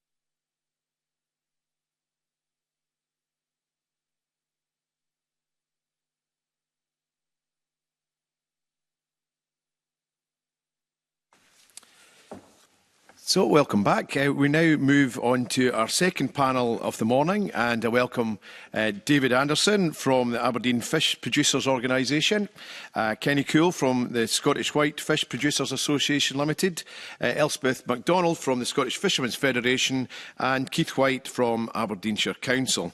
As with the previous panel, we've allocated around 1 hour for the discussions, and again we have quite a few questions to get through, so appreciate if everybody could be succinct in their questions and answers. I can also remind members join us in the gallery that the third agenda item will be in private, so we will ask you to leave the gallery as quickly as possible after the end of this session. So we'll just get straight into it, and I'll kick off and ask the panel whether you think the proposed measures strike the right balance between conservation and economic activity, and what are the practical implications for your members? And I'd also like to touch on the previous question from the Chamber on whether the discussions that were held in the build-up to these measures, whether they reflect the discussions that you had with the Scottish Government. So who would like to kick off? Kenny, thank you. Yeah. I mean, first of all, I started in this process back in 2011 when I was approached by Marine Scotland Nature Conservation Team to say that they couldn't get the fishermen involved in the process, and that was a grave concern of theirs. I just started in the post at that time, but I regarded that as one of my key roles. And very quickly we did get the fishermen involved, and one of the reasons for that was the key issues which provided Scottish fishing industry with a degree of confidence during stakeholder process included decisions would be primarily on scientific evidence. Key objective was to safeguard natural features based on principle of sustainable use. Management would be on a site-by-site basis, and key to us was presumption of use within an MPA so long as objectives can be met, and recognising that some activities may need to be restricted. And all approaches to management will be considered. That's the sort of, as it was laid out to us at the start. I have to be honest and say this final outcome, I'll probably expand on that later, but we feel that has been met. And the entire process, where we were heavily involved with fishermen giving up a great deal of time, has provided support to the statutory nature conservation bodies as they developed it. These weren't developed by, the measures weren't developed by the statutory nature conservation bodies. They were developed as a combination of stakeholders and the bodies. So you believe the right balance has been struck? I do, yeah. Okay. Although I would caveat that in final detail with 1 or 2 areas, but we may well cover that. Thank you. Elspeth? Yes, good morning. Thank you. I've been involved in this for much less time than Kenny has, but obviously this has been a long process to get to this stage. But I believe, as Kenny does, that this is very much in line with the position that the Scottish Government set out to Parliament at the start of the process of designating and putting in place measures for marine protected areas. This presumption towards sustainable use, finding that balance between conservation and activity, as long as the conservation objectives can be met. I wasn't involved in all the discussions that Kenny has just spoken about, but it's my understanding that as well as the fishing industry being involved in these discussions, many of the NGOs also are. So very much was an approach developed in collaboration between government, with the industry who will be impacted by them, and also with environmental stakeholders. So from our perspective, we feel that the outcome of this process is one that we can broadly support, and we feel that the government has stuck to its principles that were set out at the beginning of the process, and we've reached the right endpoint. Thank you. David. Yeah, good morning. I think I better introduce myself because you're probably not familiar with me as much as you are with Elspeth and Kenny. I'm David Anderson, obviously. I'm the Chief Executive of the Aberdeen Fish Producers Organisation, which represents the biggest number of members of static gear offshore vessels. Unfortunately, Kenny, Elspeth, presented there and they made their statement, which is all very good because it covers the mobile sector. And we fully, the members of the Aberdeen PO, our mobile sector, fully agree with all that's been said. But, and here's the but, the static gear vessels have been treated abominably. They were never engaged in any process. They were only told about this whole process in late 2021, to which we were allocated 2 meetings. The first meeting was a car crash where the GNCC and Nature Scot hadn't a clue about the fishery. I don't, at this stage, I don't really want to get into all the details of this, but just suffice to say, Rhoda Grant asked about science. They offered no science about the interaction between static gear vessels. And if you actually read their documents, when they did actually come round to thinking that static gear should be included in some of these sites, the evidence that they put forward was about poach and creels. Nothing about gill netting and longline at all. So, in other words, the whole process for us hasn't worked, and we are very disappointed about this, obviously. But I'll come on, if we're asking other questions later on about technicalities of all this, then I'll elucidate a bit more about that. Yeah, we're certainly going to move on to static gear concerns and some further questions. But what do you think the practical implications are for your members if this instrument is to be? I know you didn't want to talk about specific sites, but there is 2 that are particularly problematic, and that's the Faroe Shetland sponge belt, where the GNCC actually said most of the static gear activity is between 200 and 500 metres, and lo and behold, the section they've closed off is between 200 and 500 metres, and that effectively means it's whole site closure for static gear. The other one is slightly different. It's the West of Scotland deep water closure, where there is a history to that, and we maybe can talk about that later on. But certainly the Faroes Shetland sponge belt, which is an area that static gear vessels work quite a lot, and the implications of a whole site closure for us is basically to create more conflict with other vessels. I mean, somebody actually said in the previous commentators that you can fish in the mobile gear. Well, that will go down really well with the mobile gear sector if we were to start deploying our gear in the mobile corridor, which would effectively close it off to them. Yep. So, okay. You know, there is implications. Anyway, I'll not go any further than that at the moment, Finlay. I'm sure we'll explore some of your issues with other questions. Keith. Yeah, thank you, Chair. My name is Keith White from Aberdeenshire Council. I look after the rural and maritime sector for economic development with them. Obviously, I've no axe to grind against anything in terms of that, but Aberdeenshire Council basically knows the huge impact that fishing and all the activities that go along with that bring to the area, and it's quite a key sectoral thing that we have to, I suppose, watch what's happening and monitor and I suppose help with and advise where we can. And I think the main thing for us as a local authority is just to see that balance is maintained, whatever's decided eventually out there. We know there are issues, but we also know that there's key economic activity and growth that needs to continue and really has to continue from a sector point of view, from a community point of view, from a general overall economy of Scotland. It's a huge industry for us up in that area, and we would just like to see things carefully considered, balanced and continued where they can, and not to really be a detriment effect to any area in particular, because everything has a place, but equally we know that things have to improve slightly, but data and evidence has to be a key part to that as well. And I'm not saying we sit on the fence, but we sit watching from the fence of what's happening.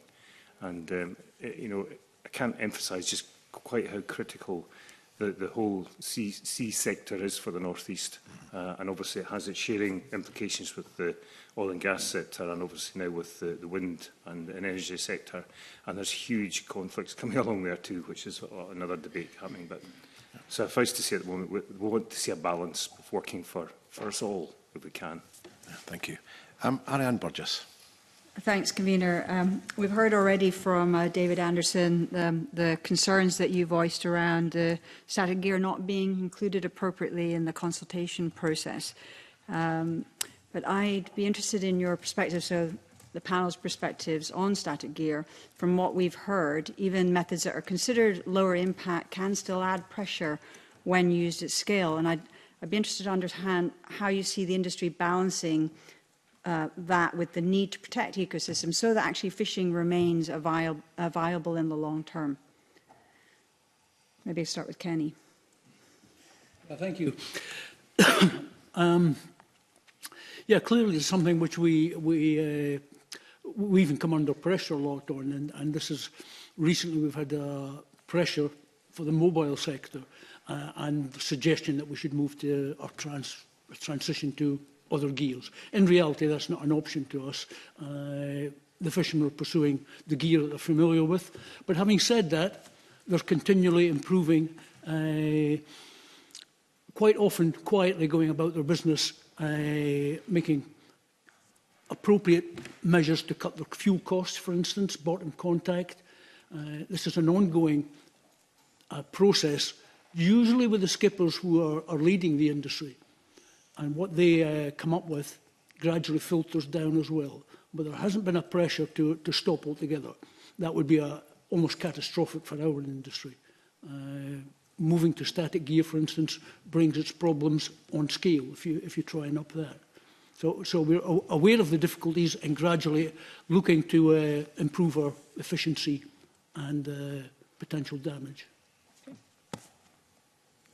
Elspeth. I think obviously there's lots of different forms of static gears. There's the pots and traps, the things that David spoke about a moment ago, and then there's the ones that within his PO are represented. But I think it's perhaps worth sort of thinking about that issue of management. It's worth perhaps reflecting on one site where there was the potential of gear conflict between the mobile sector and the static gear sector, and actually in that site the sectors were able to work together and find a way to accommodate that in terms of certain types of gears. It was what we call the windsock, but it's got a more formal name, Ken. Yeah, it's one of the windsock. The windsock. The one that looks like a windsock. It looks like a windsock. Okay. Yeah.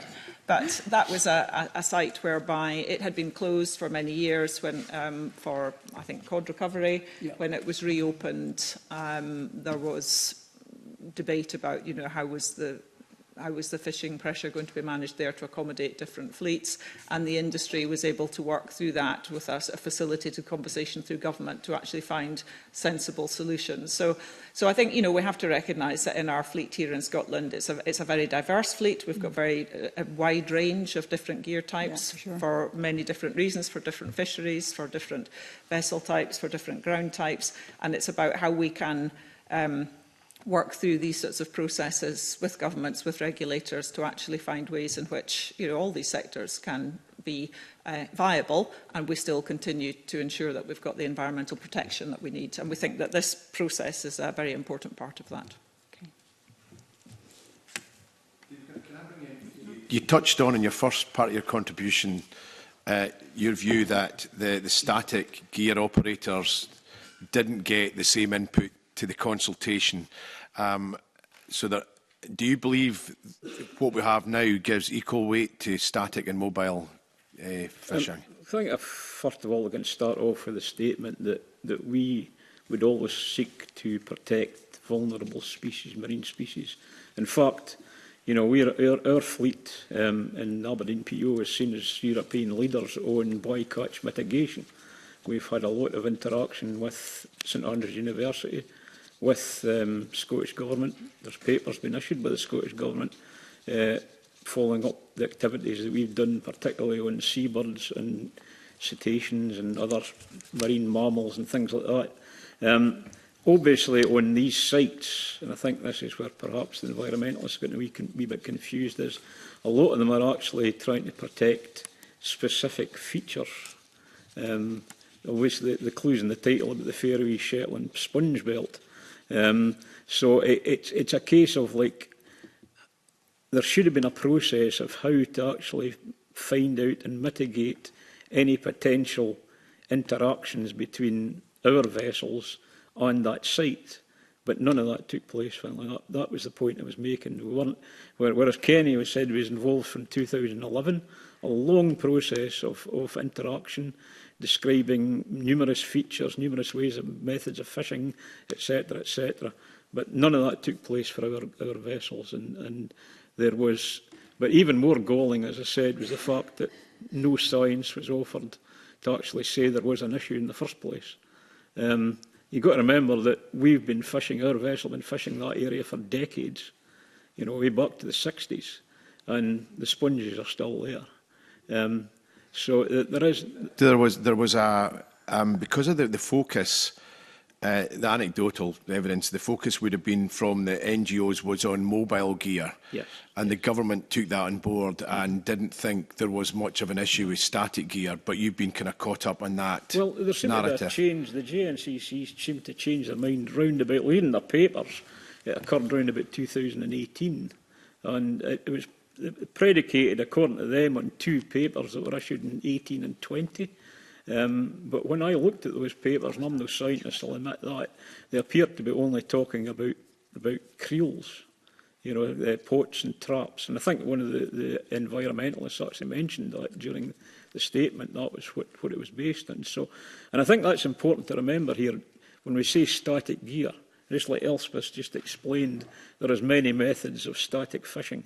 And even for us, I keep having to explain, every time I turn up in front of officials and scientists, I have to keep having to explain the methods of fishing that we do, which is different to, for instance, static gear, gill nets, for instance, in Portugal or in Indonesia. These were quoted as well. These are completely different methods of deploying static gear. Ours is a sheet, a rectangular sheet netting, which sits vertical, just barely touching the bottom of the sea. We don't use anchors. You'll hear that word lots. Anchors is we don't use anchors. We use stones, 20 kilogram stones, at the end of every set of nets, so they're anchored. And in terms of mitigation, somebody also mentioned the fact that you lose gear and that could cause damage. Well, our vessels, Aberdeen PO vessels, as part of their mitigation interaction, use AIS buoys on the end of every set of nets. So the skipper knows all the time exactly where the gear is.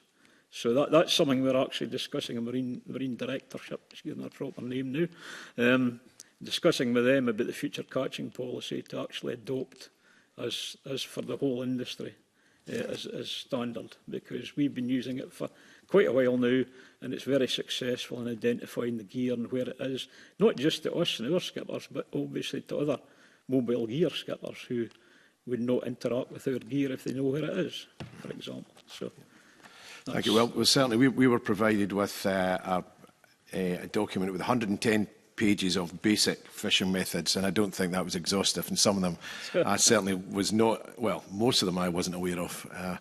So I can take on board some of this you have explained exactly what the static gear is. We've got a supplement from Alistair Allen. Thanks very much, Convener. Elspeth, you've set out your own organisation's views, and I note that that the Scottish Fishermen's Federation is on record as saying that they think that Scottish ministers have been willing to adopt common sense measures based on dialogue. But we obviously heard some discussion there just now specifically about static gear. So how did you seek to represent the views of that sector in these conversations with government? I think important to understand that the static gear sector that David speaks about is not actually within membership of SFF. So the 8 constituent associations that are within membership of SFF are either mobile gear sector, pelagic, or the static gear that David is not representing, so the inshore and some also offshore creels, pots, traps, etc. So that sector is not represented within our membership. Okay, in that case, as I say, do you feel in that case that, looking in on it, and this applies to anyone on the panel, how do you feel that the opportunities have been in that case for engagement, and how do you think the conversation goes forward specifically about static gear? Well, as I say, I wasn't involved in this process that kicked off way back in, I think, 2011, as Kenny said. It's my understanding that there was a lot of engagement, I think I'm right in saying, Kenny, that there was also engagement with the EU industry, because at the time the UK was in the EU when this started. There was engagement with advisory councils, etc. So I wasn't party to those discussions. I'm not sure to what extent the static gear fleets from the EU countries may have been involved in that. And I think that's maybe something that Kenny can provide you with more information on. Yeah, I mean, obviously I gave the impression of how pleased we were in the industry, but I wasn't talking about the static gear. But I do remember the early days and the advice from the Statutory Nature Conservation Body, and in each of these sites, they explained that they didn't envisage fisheries management measures being required in those areas. And possibly for that reason, the sector weren't attending quite a few meetings, but they were represented at the Advisory Council, and I remember 1 or 2 meetings where they did attend. And up till 2018, they were going on the assumption that the advice was there's no need for additional measures or restrictions on static gear. And I don't know the sequence of events, but it rose after 2018 that the advice or the decisions were changing. I don't believe the Europeans were engaged in this whole process. They may have been informed. We were only engaged in the process through their colleagues in the SFF alerting us to the fact they'd introduced static gear as an issue. Prior to that, if you read their documents, static gear wasn't. That's probably why the Europeans weren't involved, because none of it was mentioned. Now, of course, there's a critical time point here in the middle of all this, and I think was mentioned in the was Brexit. Brexit occurred in 2016 and then 2020. So there was possibly a change of issue politically in that. I can't answer that. That's all internal politics to the Scottish Government. But in terms of actual timeline, as I say, we were only alerted to this in late 21. And I actually remember saying to them, have you actually spoken to the European fleet? And I think, and a sort of hazy memory here, but I think the response was we're planning to do that or something to that effect, you know. But I never heard any more about, and I've got quite a few contacts, as you can well imagine, within Europe, like, and nobody's ever said to me, oh, we had a big meeting with the Scottish Government about the MPAs. So you'll have to find out through other sources whether that happened or not. But as far as we're concerned, it was almost purely accidental how we found out. As I say, just through the good offices of Elspeth and Kenny and people like that alerted us to the fact that this was happening. Okay. Ariane Burgess. Thanks, Convener. So MPA management brings economic benefits by setting up creel-only areas, and I'd be interested to get a sense from you if you recognise those benefits for the offshore MPAs, or will those benefits really arise when we come to the inshore MPAs? And I'm looking at Elspeth. Probably.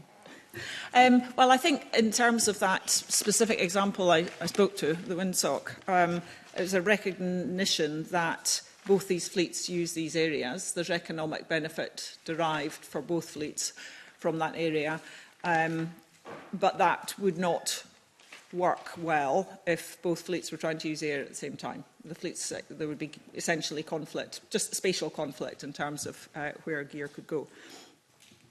So, as I say, through a sort of industry, a government-facilitated conversation, industry was able to find ways to work to manage that site such that both fleets are able to derive economic benefit from the site whilst recognising its role in conservation. And I think, again, that is indicative of the approach that we would want to see more generally. You know, we recognise that there can be gear conflict both onshore and offshore. No, onshore and inshore. Inshore and offshore. I'll get all my teeth in.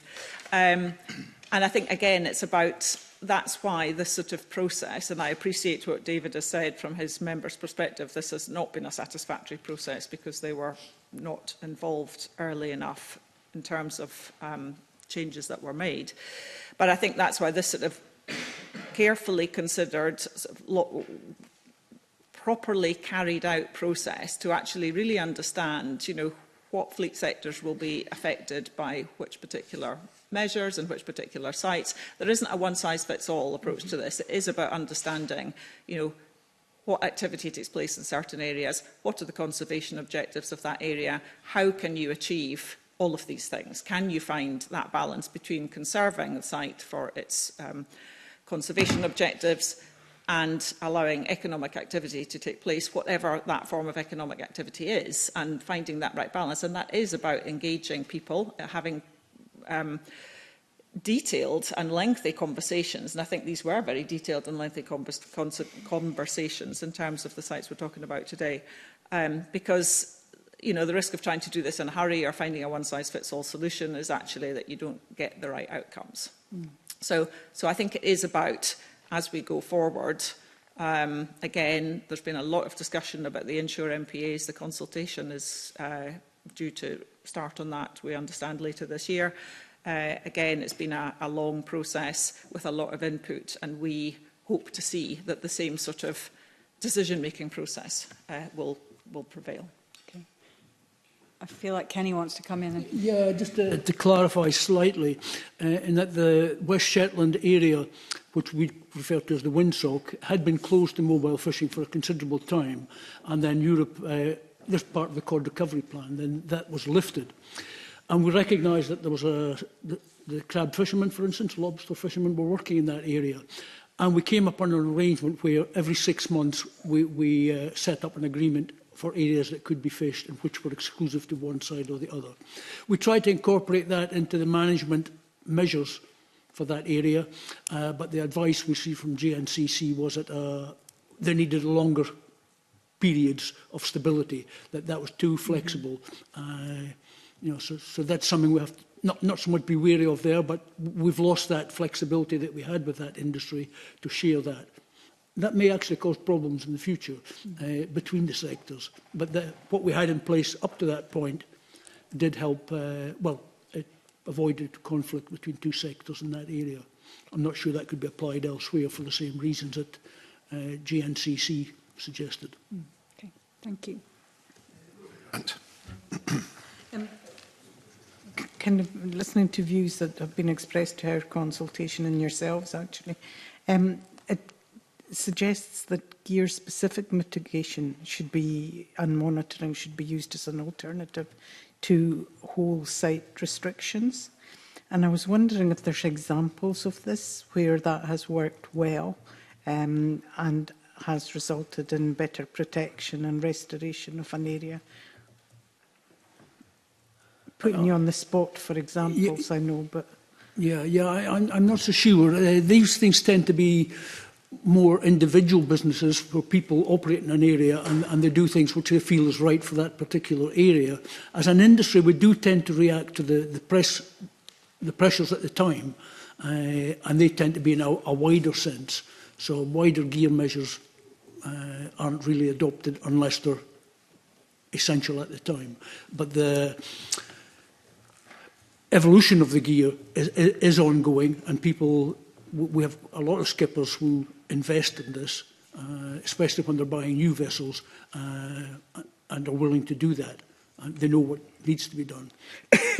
I'm not sure if that answers your question, but it probably shows why it's not being flagged. So I guess what you're saying is that some of the measures that are proposed here, where it's gear-specific, where we use monitoring of what is being fished in that area, is something new. So the science and the knowledge isn't really in place. We need to monitor that going forward to see.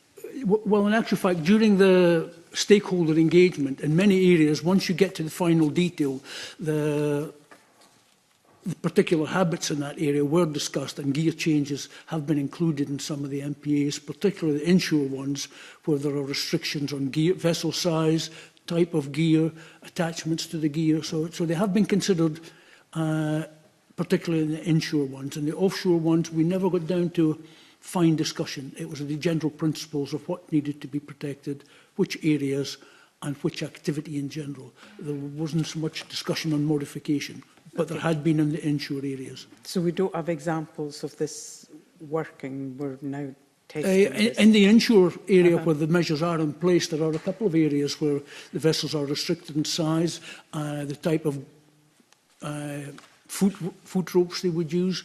And has that worked? Has that provided the protection as well as allowing well, that works, and that's why they had been proposed and accepted in the management measures that were put in place. I think there is evidence of these. It was a sort of mitigation to allow vessels to fish at that time. Might have included vessel size, power, and, as I say, attachments to the net. Okay. I might just jump in there. I mean, from my analogy of sitting on the fence or sitting on the top of the fishing boat, it's an ideal opportunity for the industry to get together with the concerned nature bodies, with us as a government as well, and councils and whoever else is helping. There's so many things coming on now. Technology is moving apace, and it would be a great way of supporting the industry, supporting I suppose, the endangered areas or the perceived endangered areas, and the industry and the economies of these areas too. If everybody could work a bit more together and just see what we could do. If there is a specific concern about an area, is there technology advances that could be used in there? Unfortunately, these always normally come at a cost, but there's a lot of this still in research, capabilities. Could funding be put into to further process and strengthen that, and encourage more of that to be used? We always just feel there's more to be done than just saying, no, you can't fish here, or yes, you can fish here a wee bit, or carry on as you're doing just now. There must be ways that we can all work together in terms of the sector, the industry, the government, to get that information that you're looking for, to see if it's working, and not be afraid to say if it's not working. So you don't have to make a change to that. But we always see that there is potential there to do something. If we can do it and drill into goodness with so many depths of the world to get oil and gas and all this stuff too, we can surely work in areas that we can actually see and do things about. So we always think it'd be great to try and encourage a bit more collaboration and working together just to see a lot of these things happen. Because there will be solutions out there that will then perhaps not entirely agree with what the members are wanting their fishermen to do, but if they can see a point, if they can see the data, if they can see things are happening, and not have so much conflict all the time, which either slows things up or just puts a stop to stuff. We always just think there could be something doing more. So it's how do we work together as a sector, and as a concerned populace of Scotland about the waters, and just do a bit more working together. On the back of that, before you come in on the topics that Kenny and Keith were talking there, do the regulations allow that sort of innovation to open up potential areas that are closed off? So, for example, the EnviroDredge was a different harrow, if you like, developed in my hometown of Kirkcudbright, which used spring tines as part of the scallop dredging, which had less impact on the seabed, reduced the fuel consumption. Do the regulations allow for innovation like that to look at reconsideration of where you can and can't fish? Is that something that you're able to do at the moment? Yeah, if I can come back, and it probably expands slightly on the answer I gave earlier. Quite often regulation doesn't allow you to make these changes, but during the cod recovery plan, for instance, we did exactly what was required at that time and modified gear in order to not so much meet the regulation, but to achieve the target that was set. And that wasn't protecting seabed feature, it was to look to a fisheries management on a particular species. And there were several measures put in place at that time which limited and reduced the numbers of cod, for instance, being caught, in order that we could achieve continued activity in certain areas, providing we were using, I think there were 3 or 4 different gear types or modifications to the gear that allowed us to do that. And it also included closed areas, juvenile closures. So the industry was quite active in that area, but that's not the looking to protect features specifically, seabed features. Elspeth and then David. Yeah, I think if I can maybe sort of address both these questions. I think Rhoda Grant's questions was about, do changes mean that something works? And I think that brings us to a really important issue about data, baselines, monitoring. And there might be more questions around that, because I heard the tail end of the last session and that was being discussed. But I think it's really important to recognise the need for properly designed strategic monitoring that actually allows you to determine what is your baseline, what is your monitoring telling you, having a proper data framework that allows you to make sense of data. There's no point collecting lots and lots of data if you can't make any sense of it. So I think in terms of, our measures working, it's really important to recognise that there will be resources and effort that will be needed to assess that. And I think that links also to your question, Convener, about do regulations sometimes slow down innovation? I think yes, it can, because regulations can be restrictive and quite slow to change. But I think it's not necessarily just regulation that can slow the pace of innovation and slow the pace of positive change, but it can also be just the availability of resources to be able to focus on carrying out gear trials, for example. It takes quite a lot of effort to design something properly that is going to be robust. It's very easy to go away and do something kind of ad hoc, but if you can't make any meaningful conclusions for it because it hasn't been well designed and it doesn't have a statistical robustness, then you can't do much with it. So there's I think in all of this there are real issues around design of monitoring programmes, resourcing of programmes, having the right skill sets involved in all of these types of areas of work, whether that is about is a measure working, but also if there are new ways in which we could do things, how do we actually go about doing that? That needs resourcing, and as I think this committee will be aware before, we have expressed concerns about the resources that are available for this sort of work within government. Thank you.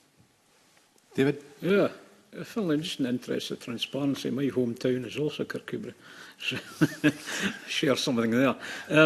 Rhoda's question, to return to her question, was about examples of things working or, what's happened in the past. And I've certainly got an example of something that's worked.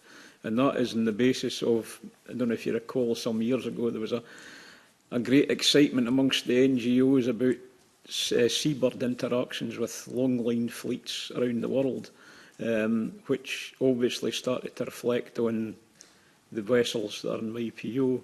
And this extends before they were actually members of MyPO, but at the time it was recognised that something had to be done about this.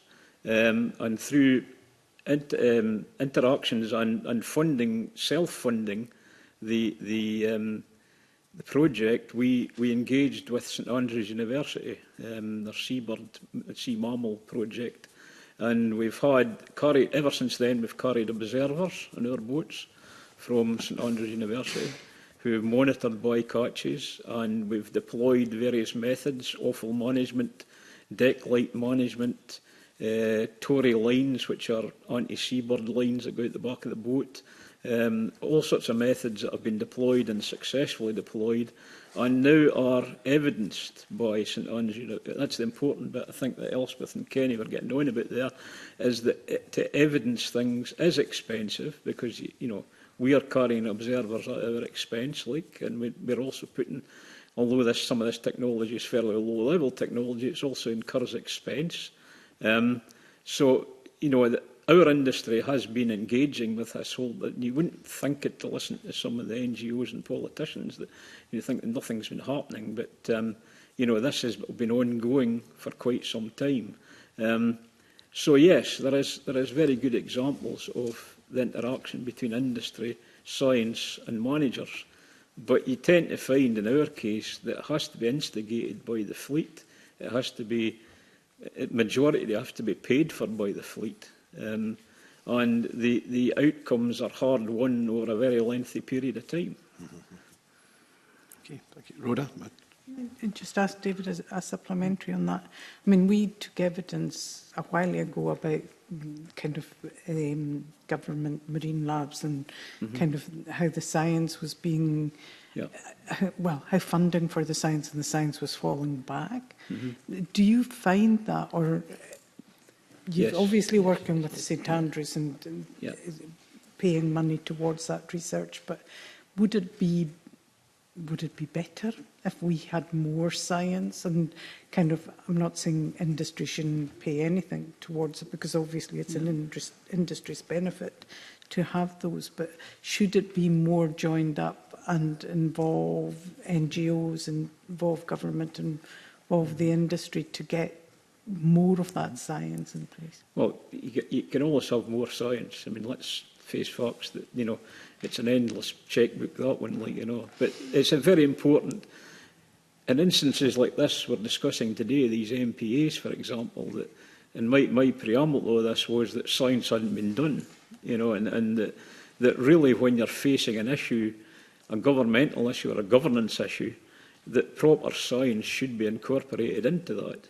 And I agree with you that interactions with those who are actually making their living in these areas and pursuing that fishery should be taken on board as a first instance.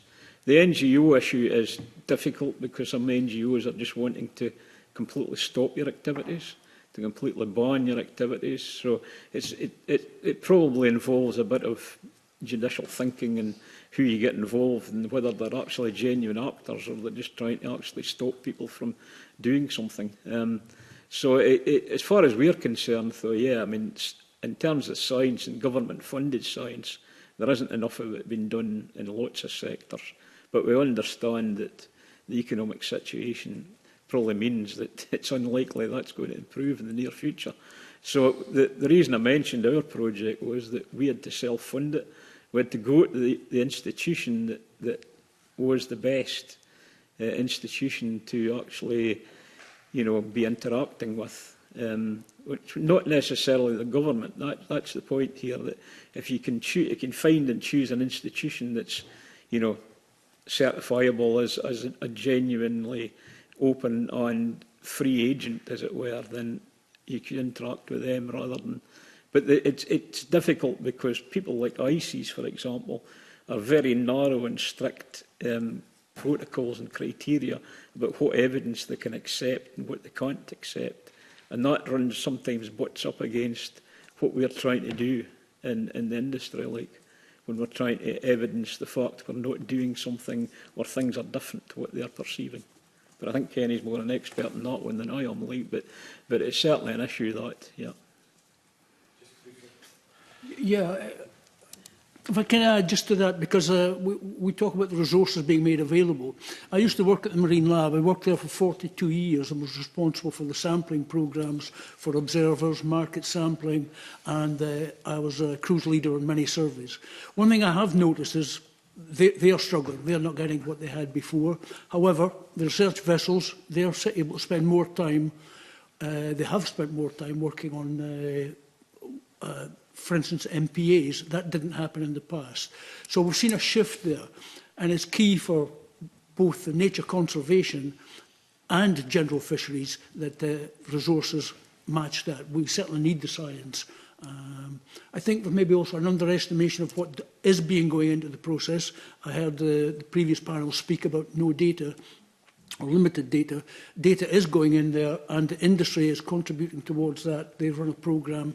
And that data does find its way to ICES and is used in the stock assessment, which is a different matter from nature conservation. Thank you. Thank you. Emma Harper. Thanks, Convener. Thanks very much for coming in this morning.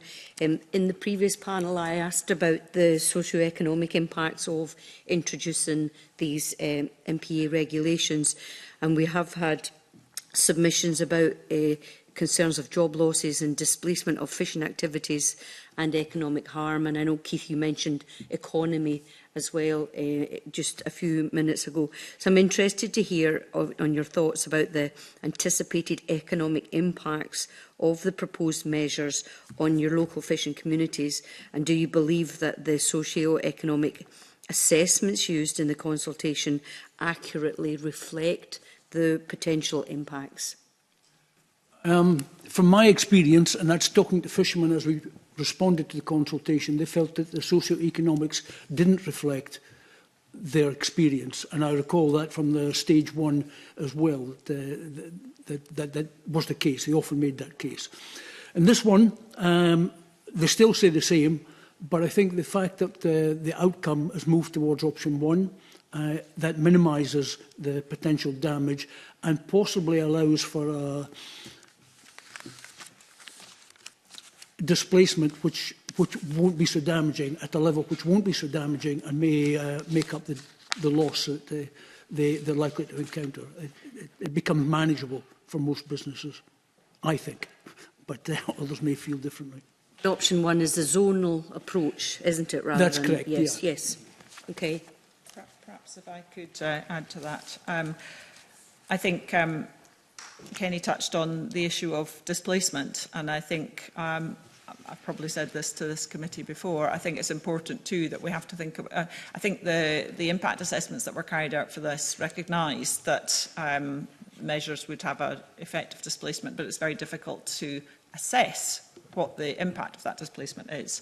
But I think it's important for the committee too to bear in mind that, of course, the fishing fleet will be displaced from traditional, well-established fishing grounds for other reasons as well as for MPAs. There's a cumulative impact that also needs to be understood. I don't think it is understood particularly well, but there will be displacement as a consequence from MPA measures. There will be a displacement very much expected from offshore wind developments. There may be displacement that comes perhaps more in inshore waters from things like the Marine Restoration Plan. So there's a lot of policy development in the marine space at the moment, most of which has potential to have implications for fishing, socio-economic impacts, displacement impacts. And of course, I think important to recognise in the context of these particular measures in the offshore zone that it's not just the Scottish or the UK fleet that will be impacted and displaced, it will be also the European fleet, which fishes freely in our EEZ, and also other fleets that may be given access on an annual basis to fish. So the displacement effect is potentially pretty significant in terms of displacing the fleet into smaller and smaller areas. But I think it's really important to bear in mind it's not just the impact of these measures, but really to recognise that there'll be a wider displacement and socio-economic impact of that. But saying all of that, I agree with Kenny's comments that in the Scottish Government's decision to go for the zoned measures in the context of this instrument, then that does reduce that economic impact, and it is the measure that we support. Okay, thanks. Anybody else want to come in on that? Keith? No, very just briefly, that I agree with what's been said by others here. But we have to realise that it does affect an awful lot more than just direct fishing. You think the transport companies, manufacturing companies, the processing companies that are involved in this. So from an Aberdeenshire Council point of view, we are concerned that there is going to have an economic development on the area as a whole. And we want to try and mitigate as much as that as we can. We do appreciate there will have to be some changes, but it's whatever is going to mitigate any direct result of proposed changes that we'd like to support as well. And just sort of trying to remember that it does go an awful lot further than the man and the girl on a fishing boat. It really bleeds right into the rural heartland of Aberdeenshire, and then obviously many other businesses which sometimes you don't maybe associate directly with fishing, but it can have quite big consequences for the area. And we'd just like to see as much as that mitigated as possible for whatever decision is taken. This leads us into neatly to a question from Evelyn Tweed. Thanks, Convener, and good morning, panel, and thanks for all your answers so far. It's been illuminating, as ever.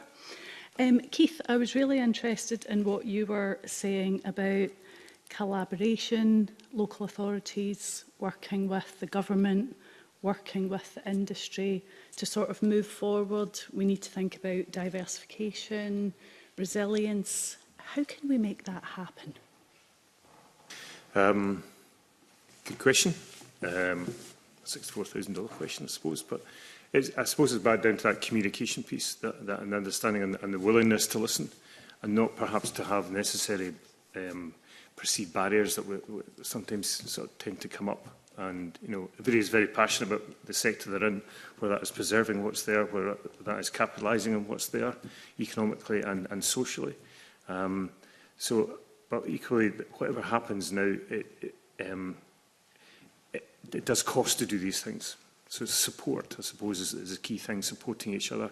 And the industry knows it has to support things, but a lot of the time the industry feel that they're doing everything on their own back without official support, and they're almost having to do something to justify a decision that's been proposed. Mm-hmm. And it's maybe more a case of how can we, the data's all board sometimes, but that information, you know, is key to have. And we just have to look at some other countries, particularly around Northern Europe, and they have an awful lot more focus on getting data, having research, how they take the industry forward, how they realise the potential of the industry, but they also realise that that industry won't last forever unless you look after it. You know, and there's no. I've never met a fisherman, and I'm more agriculture orientated than fish orientated, but when you speak to fishermen, they've no desire to see anything disappear, because that's their livelihood, that's their potential for the next X number of years.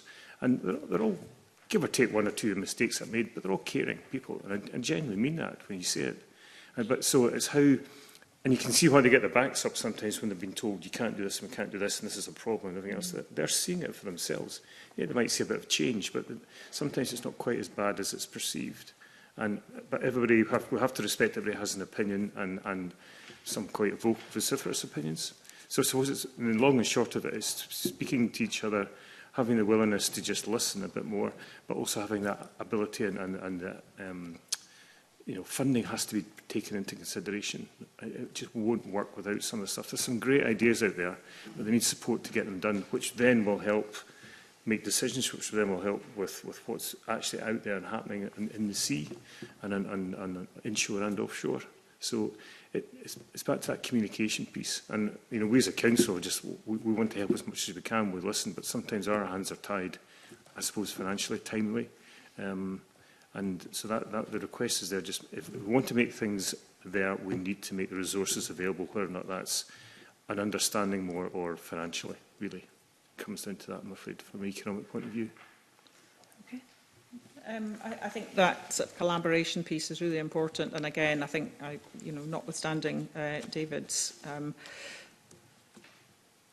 clearly expressed dissatisfaction with the process here in terms of the static gear fleet, I think that aside, I think we felt from our members' point of view that the sort of collaboration around this process was pretty good, long-standing, and was, industry, NGOs, government together talking about these issues and finding compromises, not everybody can get everything they want. So it's about finding compromise, recognising that there's a landing zone that everybody could get to.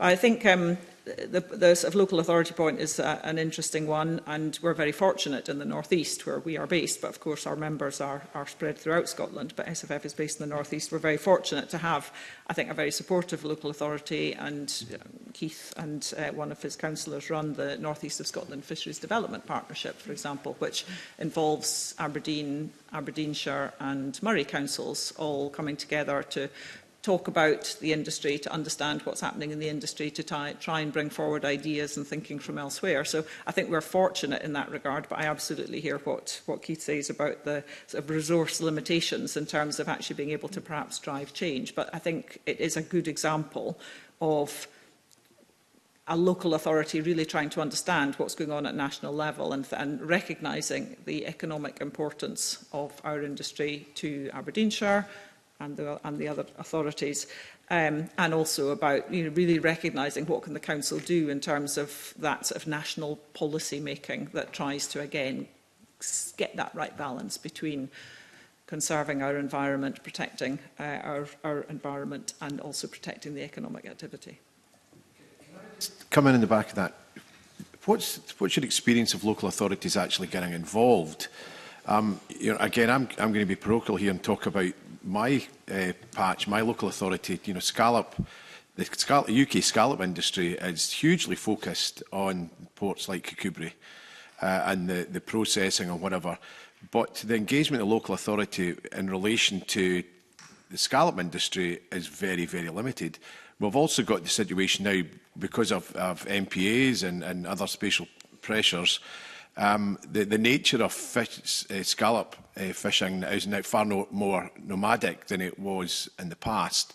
So it doesn't naturally sit in necessarily a local authority's footprint, where we have fishing boats leaving Kirkcudbright and heading to the English Channel or off the north-east coast of England or whatever. Is there enough understanding from local authorities about the economic and social impact of fisheries policies? You're obviously here today and you've got an insight into it, but are you unique in that, or are other local authorities? I can't say we're totally unique, because I don't know what every local authority does, but obviously with it having such a value to our area, we're talking about £700 million worth from 2 ports in Aberdeenshire, which is pretty substantial, and it's then where that moves into other areas, as I said, transport, lorry, design, all the people that employed with that, the net makers, everything. So it's a whole sector and a whole industry, and I think that Aberdeenshire Council sees. Well, we like to think we have an understanding of what's there, because whatever is good for the economy of the area is good for us as a council as well. And we do get some lovely comments from others when we meet up to say that they wish they maybe had a bit more input into what they do economically wise for some of the primary sectors.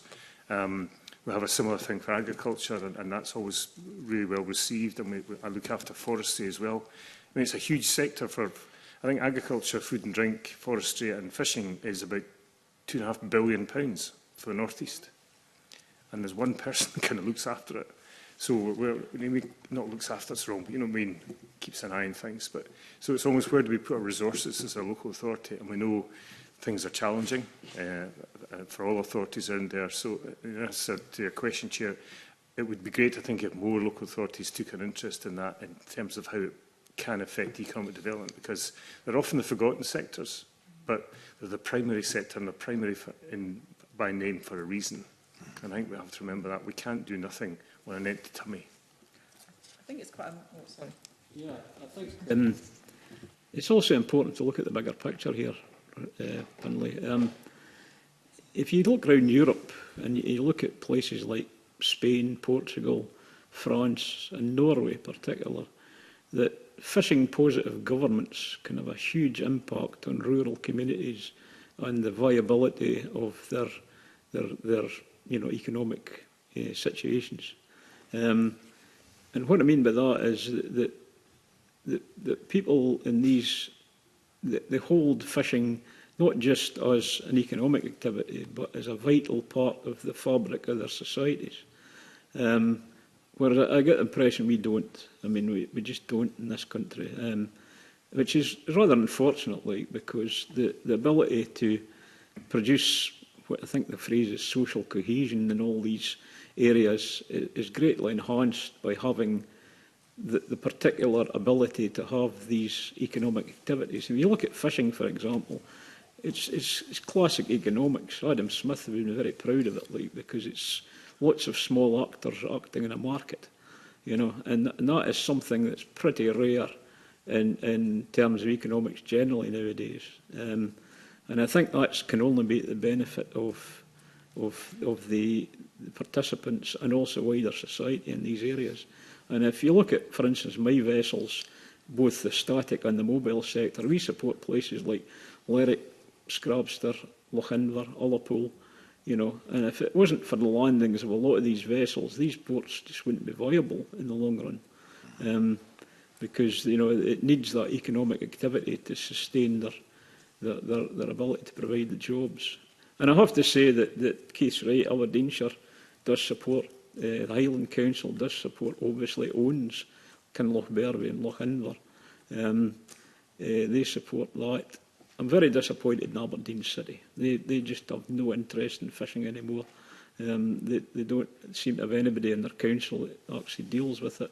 The Port Authority is obviously more fascinated by high economic activities and I suppose rightly so, the oil and gas and renewables and the cruise line sector are all massive industries compared to us. But if you look at the ability, as I say, because Aberdeen, remember, Aberdeen City still has a substantial processing sector, which actually is totally forgotten in all this.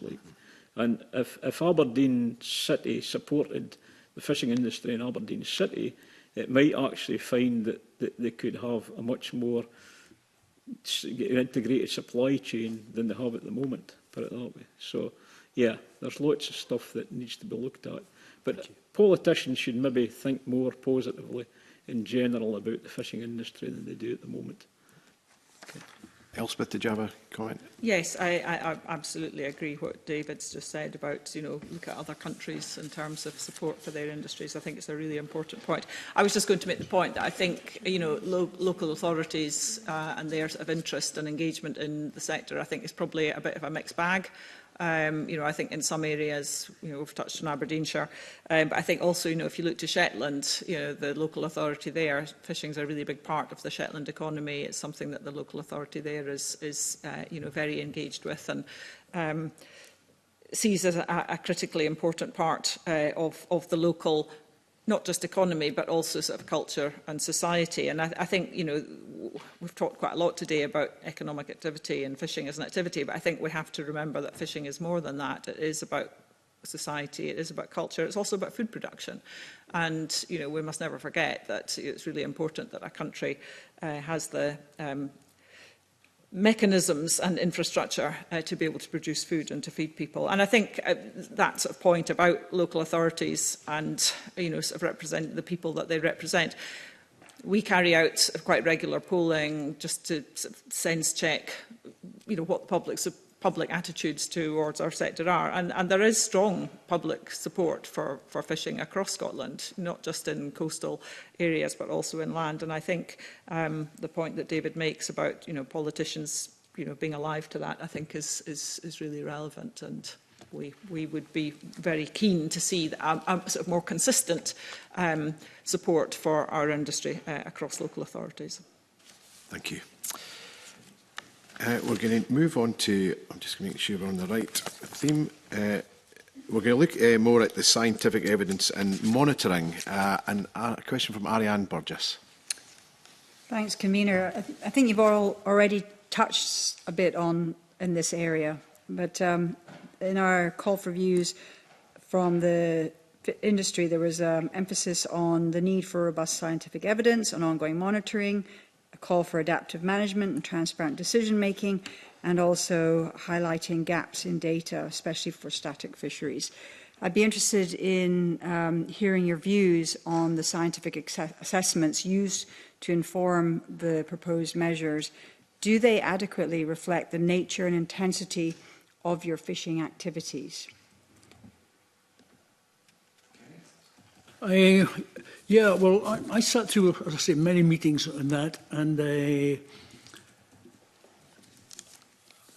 I thought the scientific evidence and the assessment was an area where we were comfortable with. We were conscious of the fact that, and I bring Nature Scot into this as well, but GNCC, Nature Scot and the Nature Conservation team were well aware of our concerns, and they were keen to hear of any concerns. But more importantly, they reacted to that, especially when we got down to discussing potential management or where management was needed. So I think the close relationship we had, I advised our members that we were comfortable with the evidence and the assessments. The financial, socio-economics, we weren't quite so sure of in that respect, but evidence-wise, yeah, we were happy with that. Ongoing monitoring is something which we have concerns about, as been mentioned by the previous panel as well. As I say, the idea was that these would be reviewed every 6 years and changes made if necessary. We were disappointed that two areas in particular, the restrictions went to full site. Sorry, it wasn't full site. They increased the measures beyond what they had initially been advised. But we understand the reasons for that. But we also hope that the system will now not protect us, but if that changes and the conservation status changes and the risks change, then we may well recover some of those access to some of those grounds. And that could happen sooner than 6 years? That's unlikely. In fact, I think it would be more than that. I can't imagine that they would revisit this, but there's a 6-year monitoring process to assess each of the sites. And clearly, if you're just starting now, we need 6 years to find, and the chances are at 6 years, that's your first shot to say, actually, things are much better. Yeah. They're not going to do that, or they're not going to make big changes on that basis. You'll look for some continuity. But they have to have the resources to be able to carry out that monitoring and evidence. Okay, so that's something about making sure that Marine Scotland, Marine Directorate has that resource, that budget. Well, that was the thing that was set out at the point at the start, was that they would be continually monitored and adaptive management would be applied. In order to do that, it has to be evidence-based and that the monitoring is meaningful. Yeah. Thanks. Yeah, I think just that point about adaptive management, it's 2 words. It sounds nice and quite easy, but it's not easy nor cheap. And I think that's the really important point going forward. You have to know where you're starting from. You know, what's your baseline? How are you going to monitor? What's your the way in which you're going to be able to assess change? I think also recognising that there's a lot of different habitats that are within these sites, and that some of them will probably be very slow to show change because they're things that don't change quickly, and others will be faster. So again, it's not a one-size-fits-all approach to saying a certain time period something could be better or not. But I think there's a really important point of recognising that adaptive management is not a simple process. You know, it's something that requires thought, proper design, and to be well resourced for not just a short term but a long term. David? Well, you've already all heard my problems with science and the JNCC. Going forward, we have already written to Murray Gujong to actually state our case in terms of how we assist the science. We've done it before. We're willing to do it again. We can assist in actually proving the fact that some of these features are not being impacted. If there is a potential they were being impacted, then we're quite willing to look at alternative methods of protecting them. I hear what Kenny's saying about this 6-year thing, but it's possible. Everything's possible in terms of legislation and policy. You can introduce caveats to it. It's just a matter of political will to do it. In our case, I think it's necessary because it's grossly unfair as what's happened.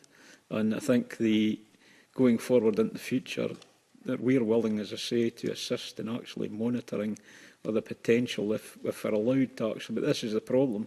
If you're not fishing in an area, how do you monitor the impacts of fishing? It's not going to be a very easy thing to do unless you're actually allowed in some shape or form to perform the activities. In terms of precautionary principles, obviously, if they can show that there's been issues in an area, then fine. But if there's no evidence of any interactions, then, as I say, we should be allowed to have access to some of the area at least. And if that needs monitoring, then so be it. We'll assist in that. Simple answer. You've already read Tim Eagle's mind, because Tim has got a question that's going to focus on how your members might get involved. Tim, over to you. I think, thank you, convener, and hello, everybody. Sorry, I can't be there today. A fascinating discussion, actually. I think you've just touched on exactly what I was going to come in on, and I asked this in the first panel. Is when I was out over the summer, trust comes up a lot. And disagree with me on that if you think I'm wrong. But when I'm at the harbours, and obviously I'm in the northeast, and I absolutely connect with what people were saying, that this is more than about fishing. There's a cultural lifeblood in this industry for the people of Scotland. But trust comes up a lot in that science. And so I guess that practical part of me is saying, if we are going to do this, and there seems to be broad support around it, how do we make sure that, I think in the first panel, one of the guests said, we've got loads of data, we've been doing this for years, but how do we take the data we've got, make that as open and easy to understand as possible as a baseline, and then how do we monitor effectively going forward, both with scientists and with your members, and actually how do we then disseminate that information? So just any further thoughts you have around that would be gratefully received, so that if this does happen, we can sort of show what the future looks like and whether things are getting better, etc., etc. David, do you want to carry on from your last response? Obviously, the situation, I think, in terms of trust, in our case, I think Kenny found a completely different vista when it came to trust with the scientists and the administrators concerning these MPAs. We didn't, but we've been through all this already. So it's a matter of trust is very, very important. And I remember historically we've had interactions with scientists for years, and there was a real dearth of trust between scientists and fishing, well, the fishing industry in total. Every part of it didn't really understand what the scientists were trying to achieve and what they were doing and the results that they gave us. I think that improved over recent years. There's been a lot more engagement. But at the same time, there still is this lack of understanding and trust between both sides as to what the objectives are and what the outcomes should be. And it really isn't helped by the bigger global picture when you've got people like ICES involved coming out with things that are eminently not understandable in terms of the reality of the world.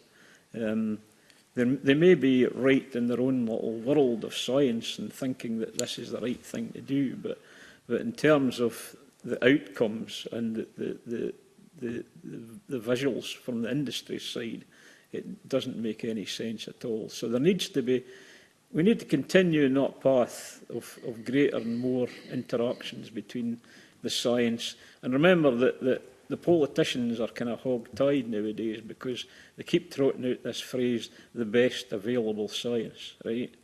Now, that could be zero science, it could be 100% science. You know, somewhere in between is the best available science. But unfortunately, that still might fall very far short of what's needed for a specific, and possibly in this MPA's idea, and even going forward with MPAs. You know, it all gets wrapped up with resources, it gets wrapped up with political will, it gets wrapped up with all sorts of things that has to be addressed immediately, because these things won't work unless you do address them. Anyway, I'll pass over to Kenny, I think, the next in this one.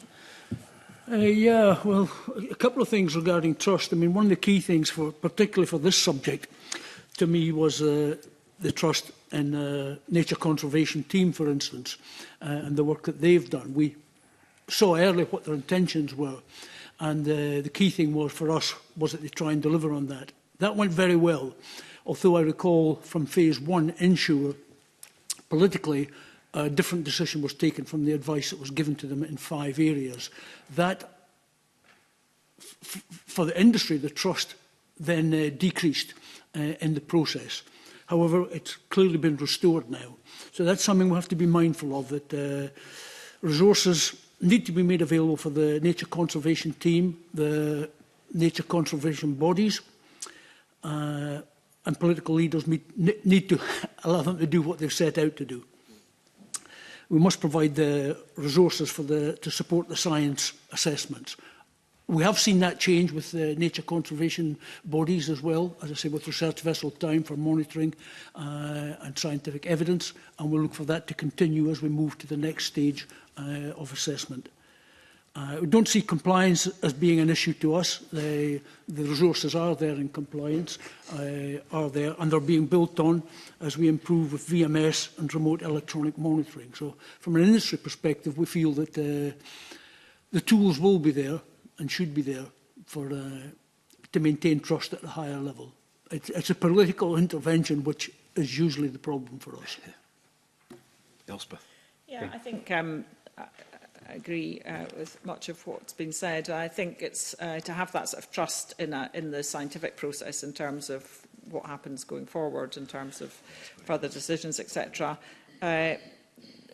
Basing these things on a scientific programme that is properly designed. You know, we can't just have sort of science being thrown in from all areas and people saying, this has happened, that's happened. You know, it needs to be a properly designed programme from the outset that people know how it is going to work, how it is going to function, and that you can have trust in its robustness and resilience. I think also there's something around too. We know that fishermen spend more time at sea than most other people. They know a lot. They've got a lot of knowledge, but that knowledge is not necessarily something that can be easily translated into a formal scientific process. And I think this is something, I mean, David's touched on ICES, and there are a lot of issues there at the moment, but ICES is thinking about, how can you actually capture some of this tremendous knowledge and information and just understanding that fishermen have from years, in many cases decades, of working at sea, knowing the ground, knowing what's below the sea as well as what's on the surface. And I think that would be something that would, again, perhaps take us further on that trust journey if there was, if there could be sort of progression of how you actually weave the knowledge, the understanding and the experience that fishermen have into a well-designed scientific process that underpins future decision-making and that can then help to develop that greater trust. Thank you. I'm conscious we've run over time. Can I quickly just jump? Yeah, go for it, Tim. Sorry, Convener. It was just yeah, you're right, because time is very precious. But it was just that point around because there's two sides to this, isn't there? There's the side where we say, what are we looking for in terms of the areas we're protecting? But I guess the other side of that is what is the consequences of the displacement of the fishing? So it's how we monitor both those sides. So when you talk about science, Elspeth, there, I presume you're saying actually that that's data from both those sides so that we know that full picture. Mm-hmm. Yeah, absolutely. You have to understand the cause and effect. Yeah. Mm-hmm. Yes.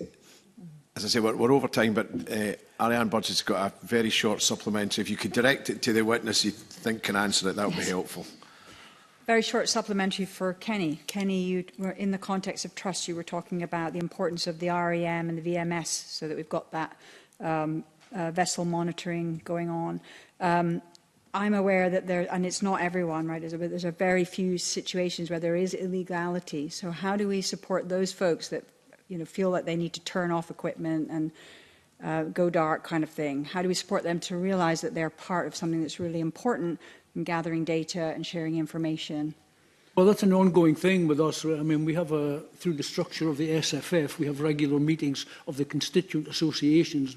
And at all of these, not all of these meetings, but regularly the response is that that's the law, compliance is there, you have to follow that. It's that we understand the reasoning for something being in place, and we certainly don't support the idea of switching off and that.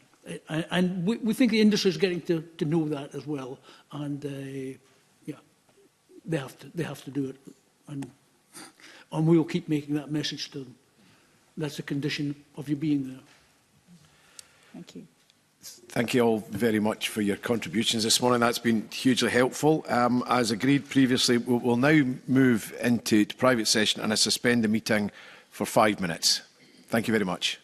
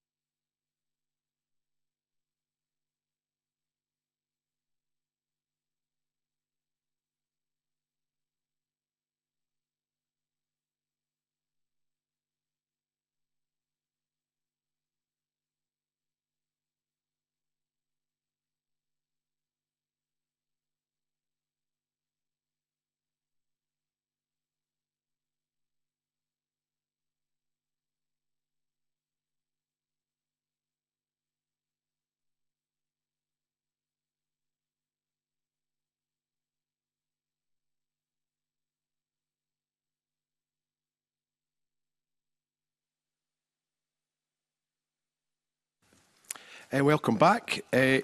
We now move on to our fourth item on the agenda, and a welcome to the meeting Gillian Martin, the Cabinet Secretary for Climate Action and Energy, and her officials. We've got John Mowat, the Head of Protected Seas, Conor Nangle from the Offshore Marine Protected Area Delivery Lead, and Charlotte Atlas from the Offshore Marine Protected Area Policy Manager. So thank you, you're very welcome. We've got around an hour to discuss the item on the agenda, and we've got quite a few questions. So again, just remind everybody to try and keep their questions and answers as succinct as possible. But before we begin, I'd like to invite the Cabinet Secretary to make a brief opening statement. Thank you very much, Convener, and I'm very pleased to be here to talk about the offshore fishing prohibition, excuse me, that's a good start, Prohibition of Fishing Methods Scotland Order 2025. These management measures in the order mark the most significant step that we've yet taken to safeguard Scotland's offshore marine environment and to address the twin crises of biodiversity loss and climate change in our marine area.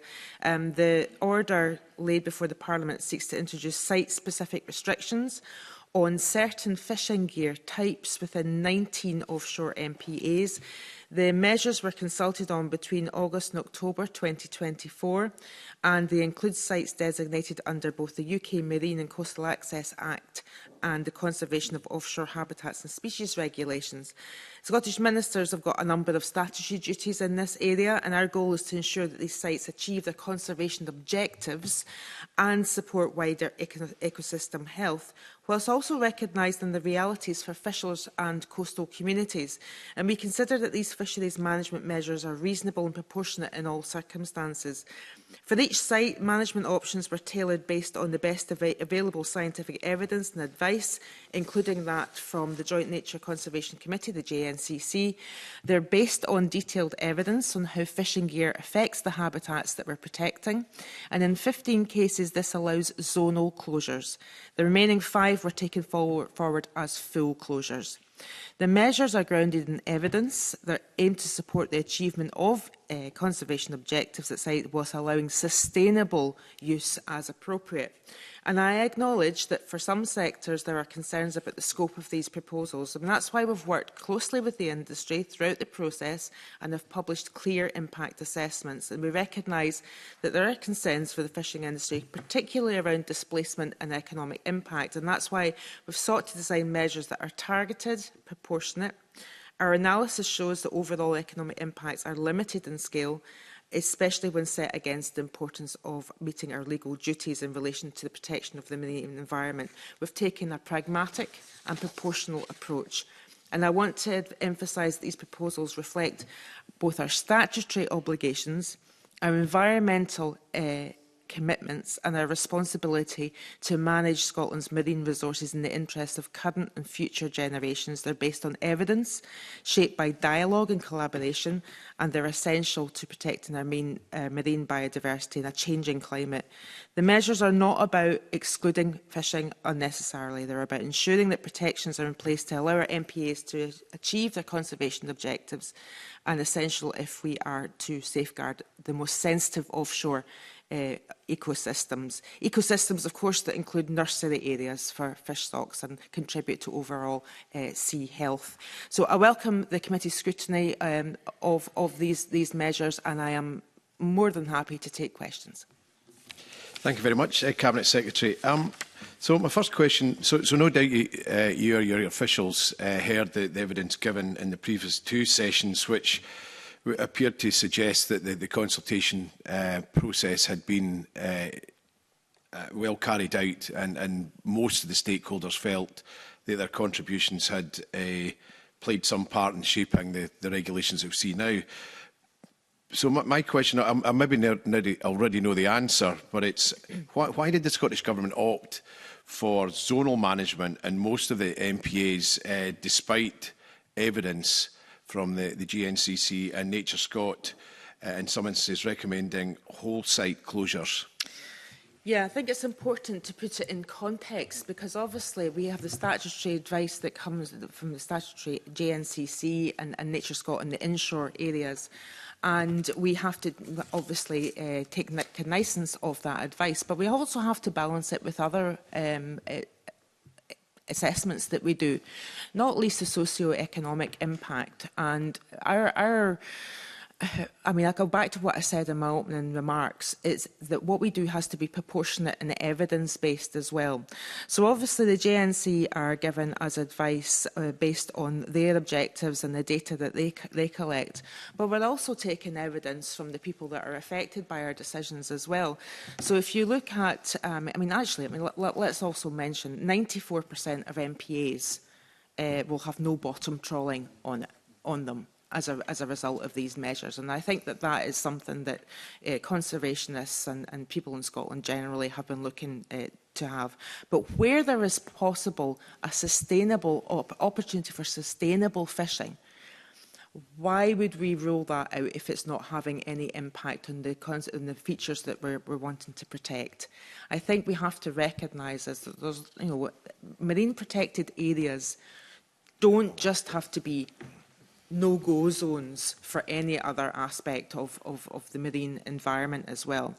We wanted to take that pragmatic approach, and I hope, I didn't see all the panellists before I saw some of the second session, but based on the feedback that we've been getting from ENGOs and those representing the fishing industry, I largely think that we have managed to achieve, both through collaboration and dealing with all the available evidence and data, particularly with the JNC, uses all the available evidence and data, and with this taking into account the socio-economic potential for loss and potentially even job losses.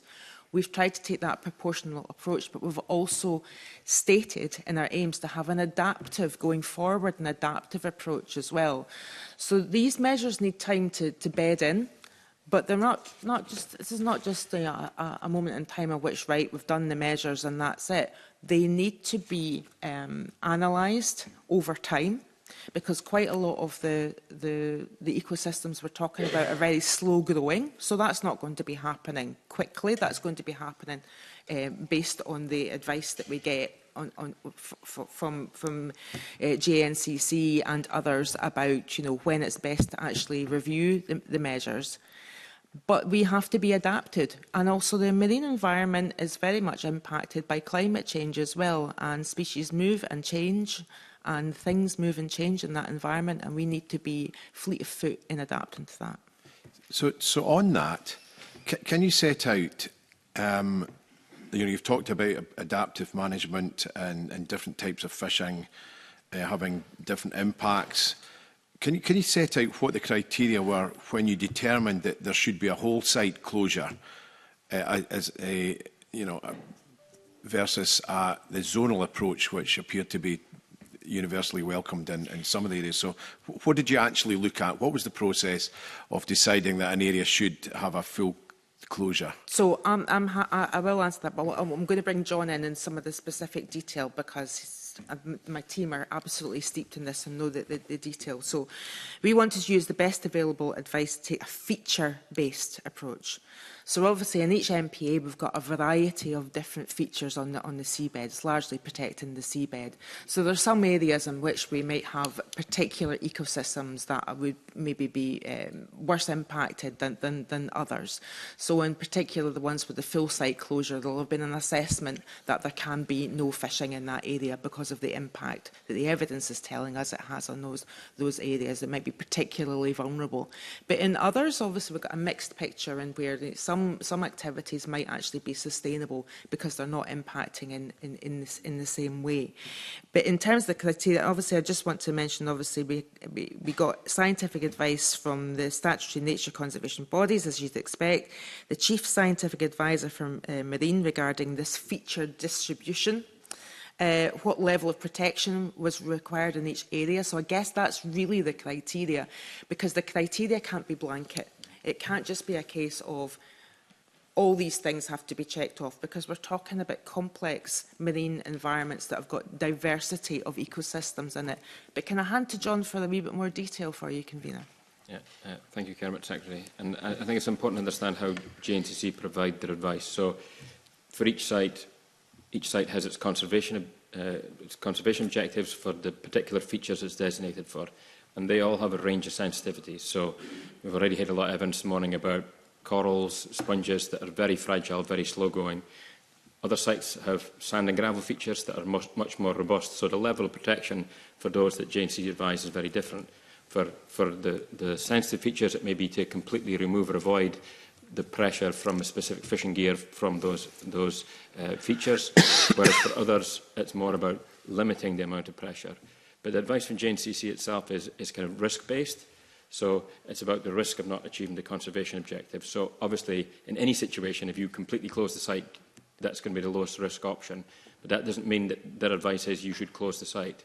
We work with them when we're designing the sites to understand whether they feel that the measures proposed are going to be able to achieve the conservation objectives, and we take that advice on board. So obviously there's going to be a balance there. If you have more sustainable use, there is obviously a risk that you wouldn't achieve the conservation objectives in the long term, but that's where we come in terms of having that robust monitoring approach, looking at adaptive management, assessing the sites to see if they're moving towards the conservation objectives, as we have to do under the requirements of the Marine Coastal Access Act and the Habitats Regulations, and that we report on in the report to Parliament every 6 years. So we take that all into account when devising the measures, and we obviously are in liaise with JNCC and Nature Scott as appropriate on a regular basis when developing these measures. So am I right in saying then that there's a presumption in favour of sustainable use as long as the conservation objectives can be achieved? I wouldn't put it as a presumption I get to anything in particular. I think what I would frame it would be conservation of the marine protected areas is the main objective, but where possible we can allow sustainable fishing. Okay, thank you. Rhoda Grant. Thank you. We, in the evidence we're hearing, there was examples of the decisions that were taken maybe not making a lot of sense to people who were impacted on them. For example, if we're talking about long lines and gill nets in certain MPAs. Now, I don't want to hone in on maybe the one example, but it shows where the concern was. So I'm wondering if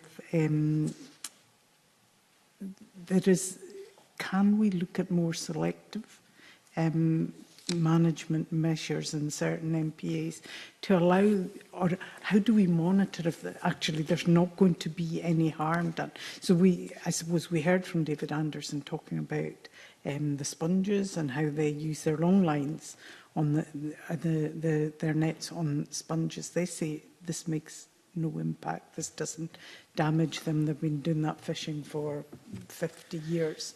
And the sponges are still there, and yet they're going to be banned from that. I use that as I'm kind of careful not to hone in on specific. Yeah, but it's a useful example. And I think, I mean, although you may be saying we don't want to hone in on static gear in particular, I think it's important that I maybe address some of the points that I heard when you were taking evidence there, but also talk about how the static gear sector themselves have been really innovative in this space. And so first of all, what I want to say is that they have already done an awful lot in terms of reducing the bycatch of birds and marine animals associated with their practices. And that's going to be particularly important as we go forward and looking at the inshore MPAs mentioned. And they do, and I absolutely accept that they take their environmental responsibility very, very seriously. We didn't think that what effectively happened was that the JNCC said that there still could be impact from their practices on particularly the corals, slow-growing, very vulnerable features. And when I think it would be Aberdeen Fish Producers Association, I think they mentioned a study that they had been involved in, I think with St Andrews. When they provided their data, it actually backed up what the JNCC were saying, because there was impact identified in that study as well.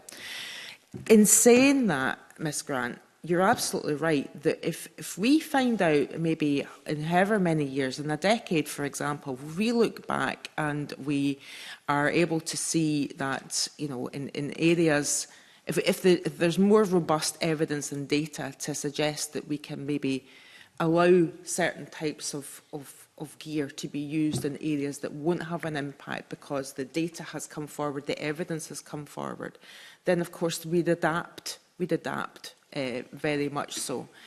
Similarly, if the industry were to come up with an innovation around this, in which the gear that they maybe were putting forward or investing in maybe didn't come into contact. I'm not a fishing expert, but if there was an innovation in which the pressures that have been identified in the evidence were no longer there, then of course that is a development. So that comes back to that adaptive approach. And the thing that I would say also is that, again, you said you didn't want to hone in a particular sector, but I'm just saying in terms of the static gear, when we were in the EU, the static gear sector were very involved in the discussions around all of this. But evidence and data changes, and that's part of the adaptive process. So there were a couple of the MPAs in which the JNC advised that there might be long-term potential damage to very vulnerable types of bionthic structures, particularly in coral. So how then is this being monitored, I guess?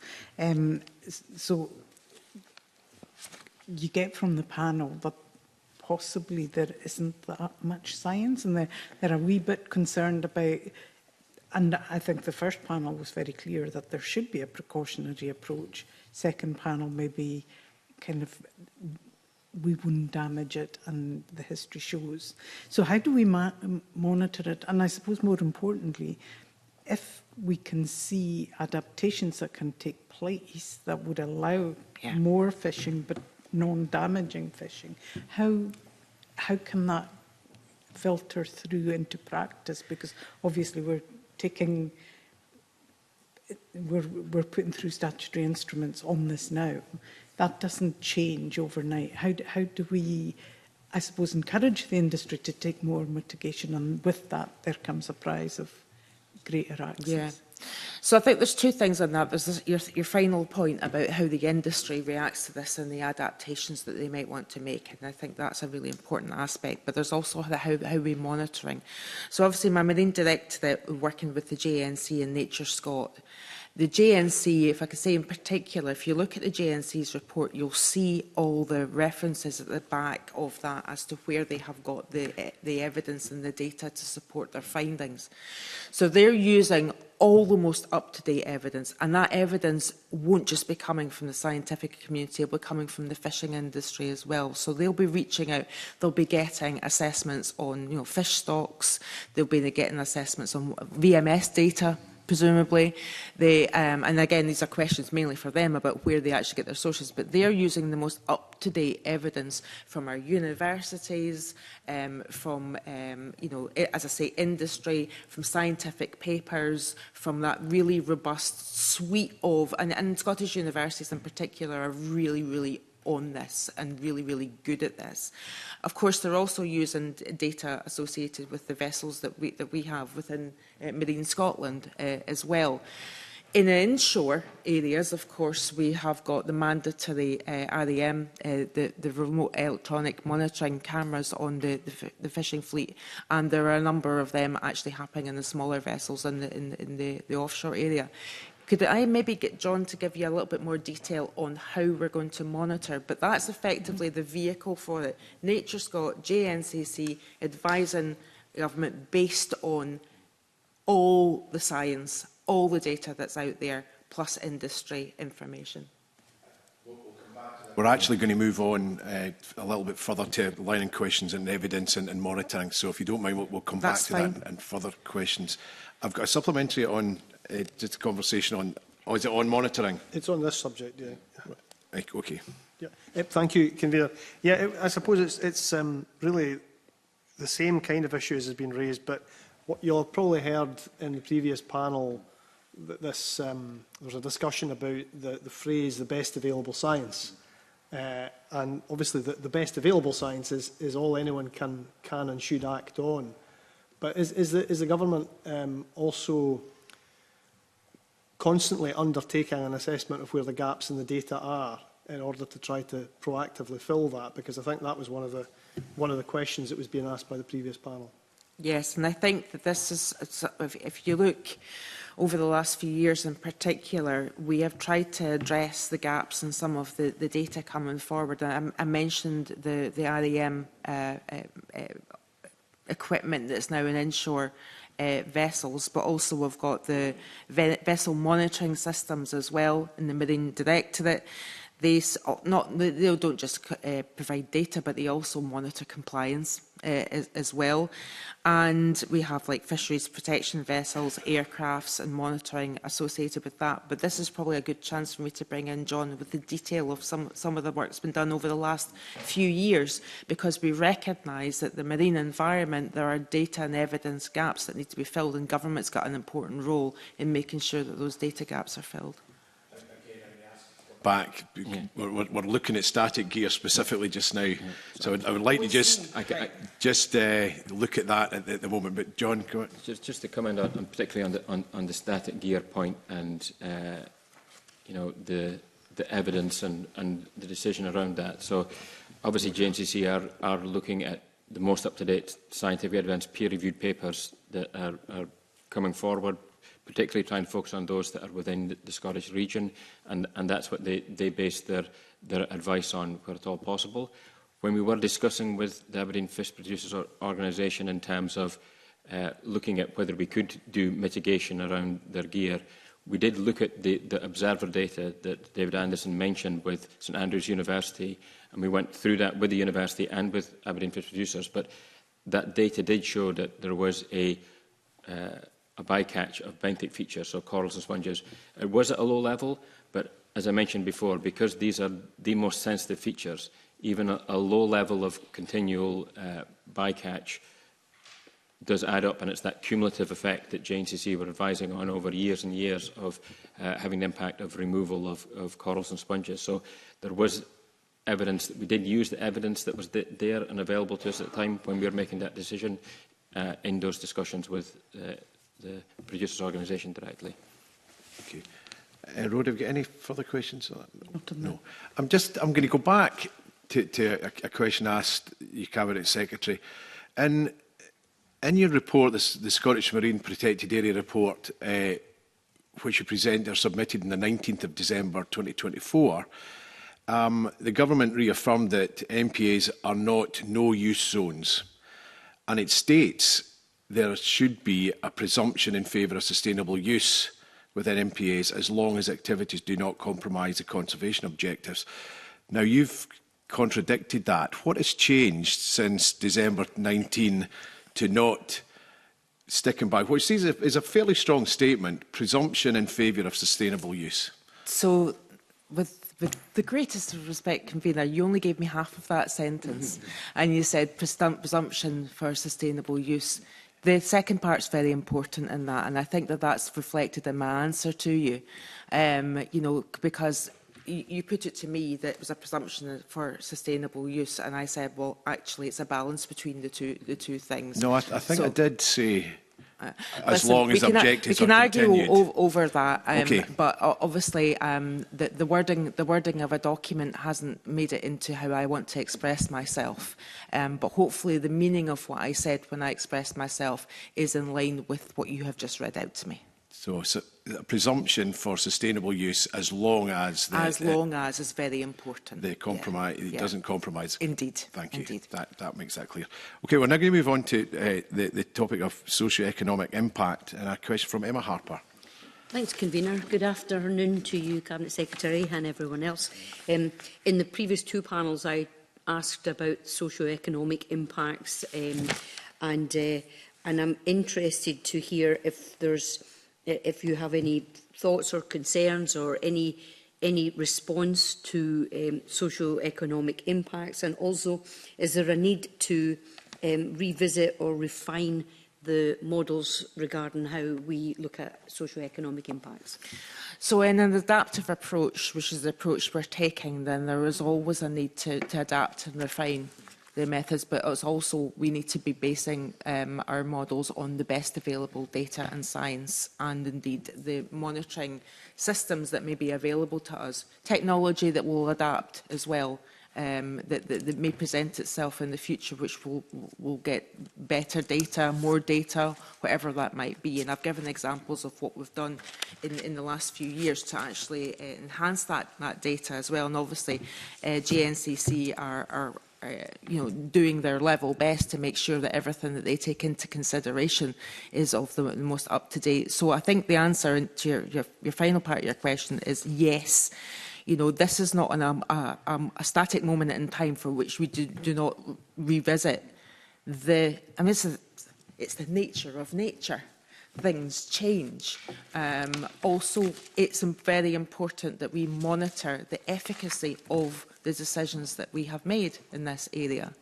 If we are allowing sustainable fishing in certain MPAs, that has to be monitored to make sure that it's not having any impact on the features that we're trying to protect as well. So it goes both ways, So, and in terms of the socio-economic, it's a very important factor, and that comes back, I guess, to the first question that I was asked about why did you go for zonal?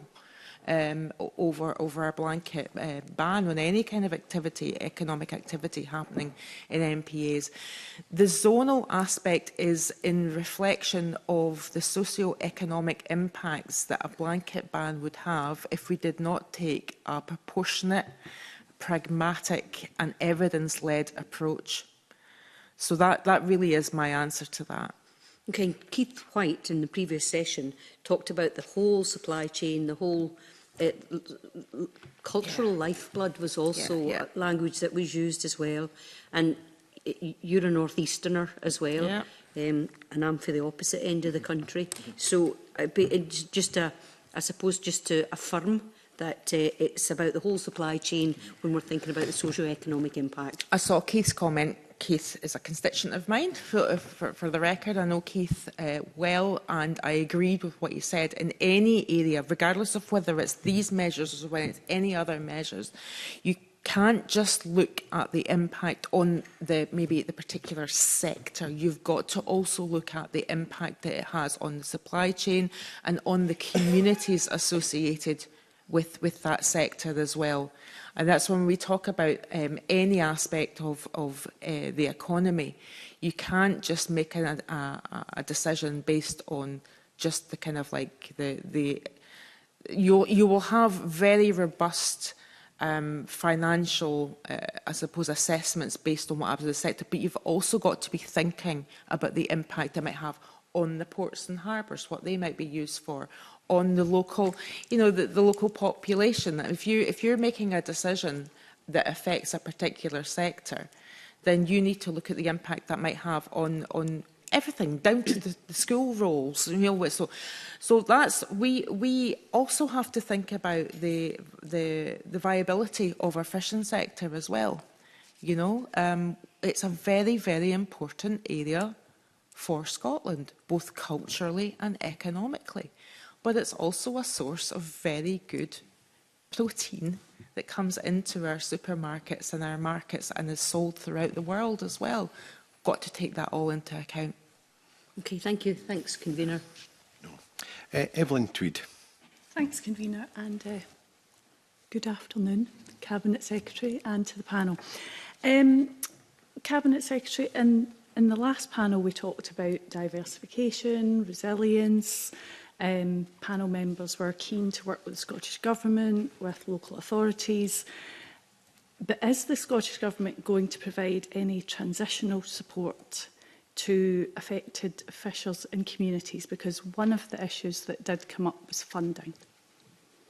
So I think there's probably this more sort of like stark question is anything to do with compensation. There's not going to be any compensation given directly to like fishing vessels for this, because we have assessed that the economic impact on those vessels isn't particularly high, because we've taken a zonal approach, because we've not ruled out sustainable fishing. But I think in terms of public money and government money going into this, I think that it's important to recognise the amount of effort that's going in the funding that will go in through my portfolio and Marie Goujon's portfolio in particular, in terms of having support for all the evidence gathering associated with the decisions that we make, the money that we put into the Marine Directorate, the money that we put into the systems that they use, the funding that we give to universities who will be carrying out quite a lot of the studies associated with the marine environment, which would feed into the JNCC's work as well. So there's that sort of like holistic whole government view of improving the data, being adaptive to the science, supporting the collection of that data, supporting having the ability for everyone to be feeding into our consultations on this, and to be having those direct relationships with my officials when we look at measures, and when we are doing our ongoing monitoring of the efficacy of those measures as well. Because as I keep on coming back to, if we come back to the static gear point, the static gear that may be available in the future, that may not have an impact on the seabed, or any kind of evidence to support that, there's more activities that can happen sustainably in MPAs, then that is evidence we will take cognizance of. So I would say that the government support is the holistic support for that evidence base, which will allow us to adapt our decisions as we go forward. And do you think you'll, in the longer term, work more collaboratively with local authorities and the sector? I would say that we work very collaboratively with, and I hope that came across in the sessions that you had before, because it certainly, as I said, I did listen to quite a bit of the panel 2. Panel 1, I was in meetings, so I couldn't look at that. I think the reason why we have got to this place where we have broad buy-in from most of the fishing sector, the vast majority of the fishing sector, and indeed our ENGOs as to the approach that we're taking. There's always going to be people that don't think we're doing enough on the conservation side, but we are fulfilling our statutory duties here, but we are also taking into account the pressures on the fishing industry as well. We've had a collaborative approach. I have to pay tribute to my officials that are surrounding me and the teams that are not with me just now. They have had not just an open door approach, but a very collaborative approach, which has led us to this point. What I would say is that if anyone feels that they have not been consulted enough, it's not for the want of opportunity to engage, because there have been these engagement opportunities while within the EU. For example, in the EU advisory councils, there have been the opportunities to be involved in all the MPA consultations and the events. Just because you might think you won't be affected doesn't mean to say you shouldn't be in the room putting forward your voice. So I think there's lessons in there as we go forward for other MPA measures, is that if you are working in the marine sector, or your sector is in the marine area, and there's discussions around measures or MPAs, whatever, take up the opportunities to be in the room with the rest of the stakeholders involved and making sure that your voice is heard. I agree with you that there seemed to be almost universal agreement that the approach that the government has taken is to be welcomed, unlike some other co-design pieces of legislation we've heard of recently. But there was one exception to that, and that was the static gear. And whilst there may be different reasons for that, perhaps you can set out why the static gear felt that they were a bit late to the game and hadn't been included in some of the earlier discussions on these protections? Oh, so first of all, I want to go back to what I said about the fact that the representative from the Static Area on your panel have actually been very innovative in this space, and I absolutely respect everything they've done in this space. But it's not true to say that they weren't able to access any of the fora that are available as this discussion happened. The series of meetings when we were in the EU around this, regional advisory councils, which every representative of the fishing industry could be involved in. All parts of the fishing sector could attend that. Indeed, many representatives from other EU countries and Static were within them as well. The west of, I want to talk about one of the areas that was mentioned, the west of Scotland. MP was only designated in 2020. So that was the point at which we actually reached out to have those meetings, and John may be able to provide details on those meetings as well. There were 3 substantial meetings with our colleagues in the Aberdeen Fish Producers Association, but they could have been involved in all the discussions that the SFF and the Scottish Whitefish Producers Association were involved in as well. With the greatest respect to them, they have maybe been working on an assumption that it wouldn't affect them. But as I've said, data and science and evidence changes. So it's very important that they make their voices heard. In saying that, I would say directly to them, going forward, establish those relationships with my team, work shoulder to shoulder with all other stakeholders as well. There are those opportunities. There was those opportunities, and they may feel that they were invited late. We can't be tracking down absolutely everyone. They are open to everyone who is a stakeholder in the marine environment to attend everything. I mean, how many consultations do we put out over the years? There is that ability to feed back. With all due respect, Cabinet Secretary, it's also government's responsibility to ensure it engages, not just sits back Indeed. and wait. So, in the written contribution, but also you heard the representative today, David Anderson, and he was quite clear that prior, the mobile gear were, the engagement was initiated in 2014. However, it wasn't until after Brexit, post-2021, that the mobile gear were alerted, it alerted the static gear and suggested to Marine Scotland that it should be engaged with. They've only had, according to their evidence, 2 meetings over a period of 2 years commencing 2021. So that contradicts what you've said. Now, all I'm saying is there may be lessons to be learnt from that, and going forward, the static gear is quite separate. There is lessons to be learned for that, Convener, but I would also point to what Kenny Coole said as well. I mean, Kenny actually said that the static gear representatives could have been in those meetings, but weren't.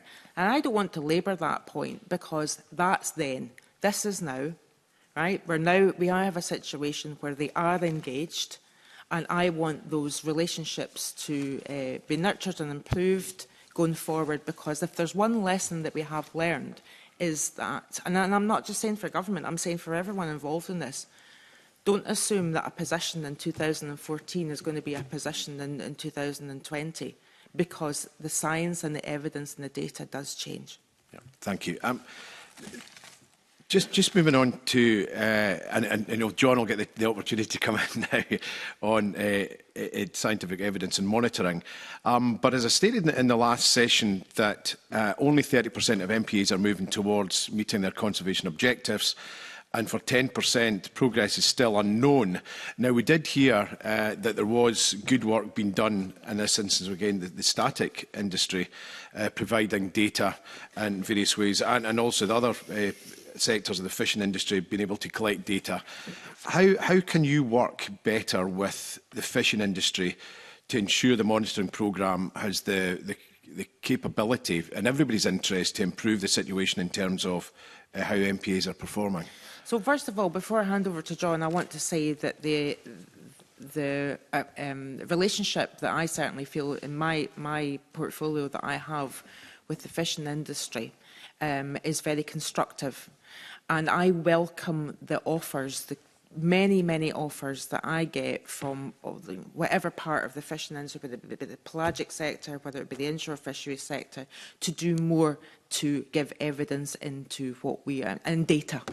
And there is a very willing appetite for fishers to be more involved in actually informing the decision that is made, and I absolutely welcome that, and I can only see that happening more and more as we go forward.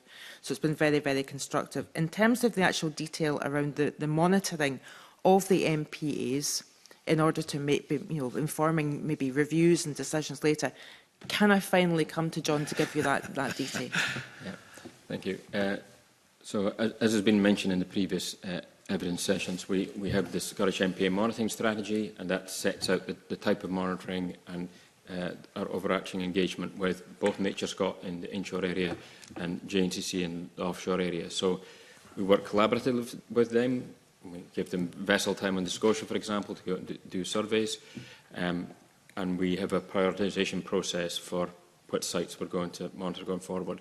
We're working intensively at the moment to develop that in the longer term, particularly because we're now at the stage where we have measures coming in. So I think it's been clearly stated before, it's expensive to do monitoring in the offshore area. You need specialised vessels, particularly for benthic habitats, where you need to do, for example, grab samples, video recording. And we are trying to work with that to obviously have as much as we can. We are looking at how we can prioritise that monitoring, particularly because the way that the MPA network is set up, there's replication in the sites, so the same features are captured in more than one site. So can we prioritise a series of sites that will allow us to show how the measures are, how effective the measures are being, noting that these are slow-growing features, a lot of them. They will take a long time to recover, in some cases decades, in some cases centuries. You know, if we're talking about corals, it's incredibly slow-growing. So we need to take into account how quickly we expect them to recover. But we are now working with those agencies to refine the strategy to really look at the monitoring in relation to effectiveness of measures, so that we can have that assurance that are the measures being effective, are the sites moving towards their conservation objectives, and then have that feed into a longer-term adaptive management approach. But you know, we do need to bear in mind the kind of ecological processes here and the timescale that we expect that to recover over. But we will be looking to try and increase that budget where possible and look at how we can monitor effectively. And I think in coming years we're hopeful that there'll be advances in technology that will allow us to have more monitoring than we're doing at the moment. And there's some trials going on, for example, at the moment with underwater vehicles and other things that may, eDNA, there's a whole range of things that in the future, if we invest in them now, may allow us to do broader scale monitoring. There's a lot of development. However, at the moment, we're more based on that ship-based monitoring, and we will try and focus that to look at the effectiveness of measures and inform future decision-making. Thank you. Just add one thing, Convener, and that is about cameras and sensors that monitor fishing activities that's actually on boats. So there's these sensors, and whether it be RAM or whatever, the sort of vessel sort of monitoring, activity monitoring, everything associated with the catch is now, it's now required on all scallop dredge vessels, pelagic fishing vessels. All of them were operating in Scottish, and that doesn't just mean the Scottish fleet, that is every single vessel if they are actually fishing in that area. And it's going to be rolled out to other fleet segments. And so there'll be even more data coming in from the fishing sector as a result of that rollout. Okay, that was the next question. We've obviously got data collection for one purpose, but there's also data collection in terms of compliance. So my question was, are you considering further implementation of the REM across vessels for a compliance basis? Well, I think, the more we have that technology deployed on our vessels, the easier it is for us to see if they comply, because you actually just see the GPS data of where they are, first of all. But there is other measurements they have in place. So we've got automated alerts for vessel activity within restricted areas. There has to be a vessel transit speed limited to 6 knots, so we'll be able to see if that's gone over. Also, there'll be other efforts utilising other technologies as well, like drones, aircrafts and compliance vessels as well. Yeah. But there's other things that, and John might be able to, I mean, I'm going to say a layman's version of this, but the actual gear used to fish, if that is not, you know, if it's not kind of, I suppose, reeled up in the vessel, if it's actually out and it looks like, and they're in a restricted area, that's an issue. You know, so there are rules around that as well about your fishing gear being stored away when you're in a restricted area as well. So there's a number of things, but this is an area in which I see technology is really going to make advancements in it. We need to use all that and be alive to the advancements in technology.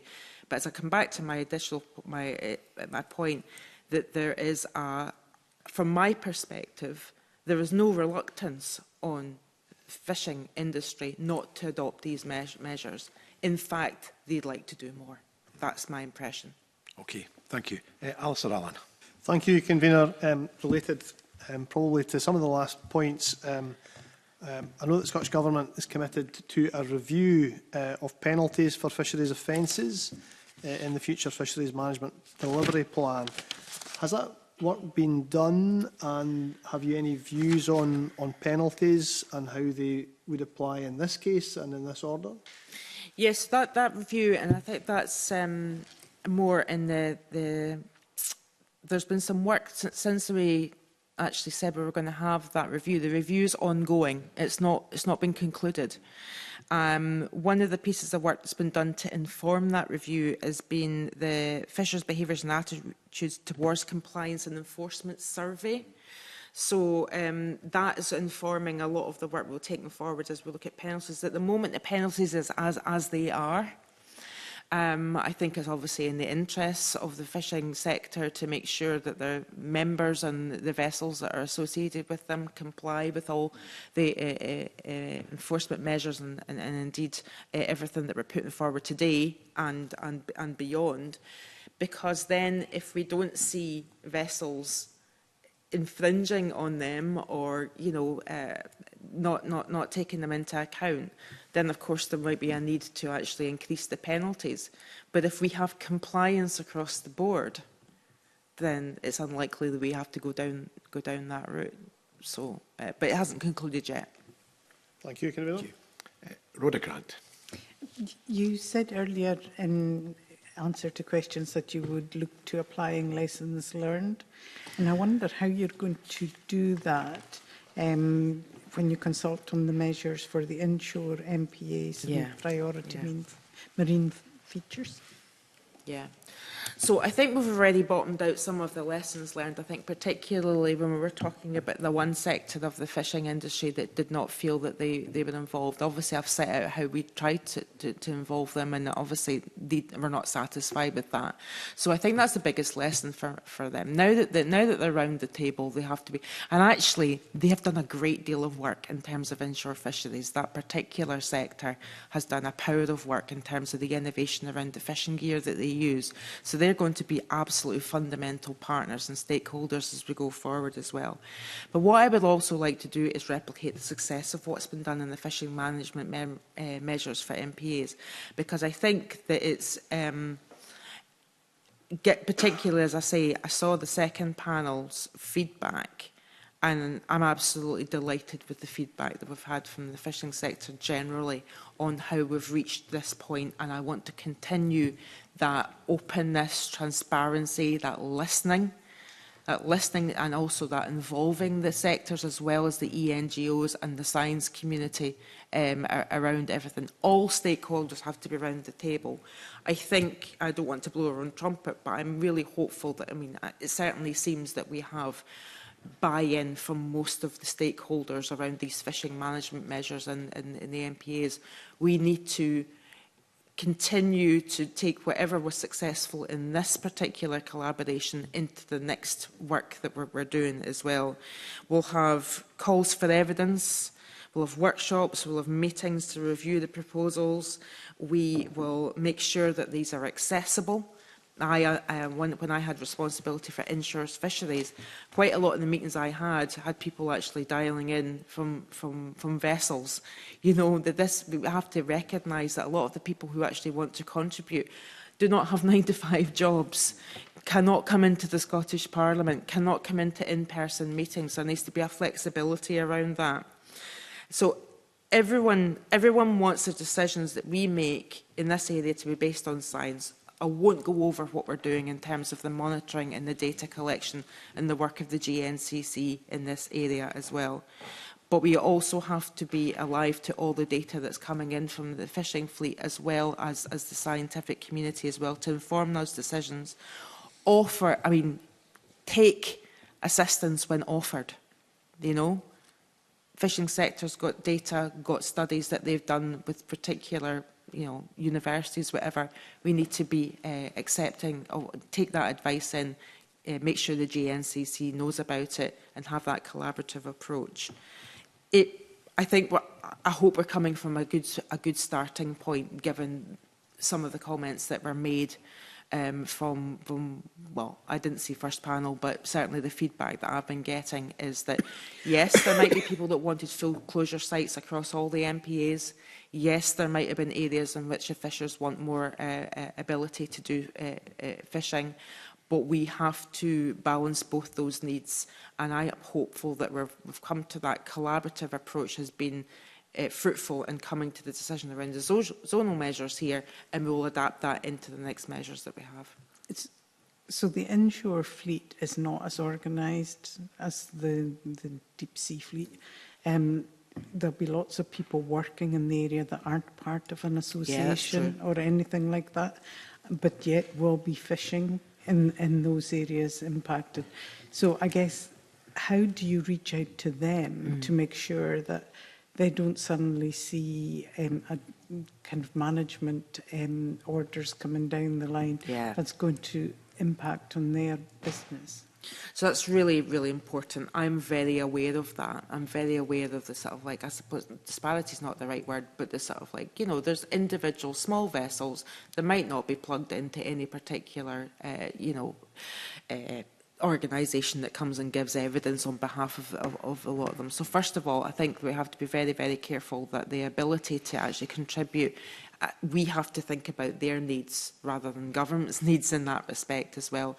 We've also got a spatial platform as well, which I'll give John to give you more detail on as to how they can input into the more.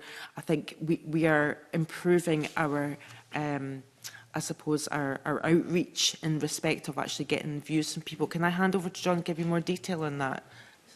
Yeah, so I think on the inshore side, because that obviously covered that as well in my remit. We've done a lot of work to really engage directly with individual fishers.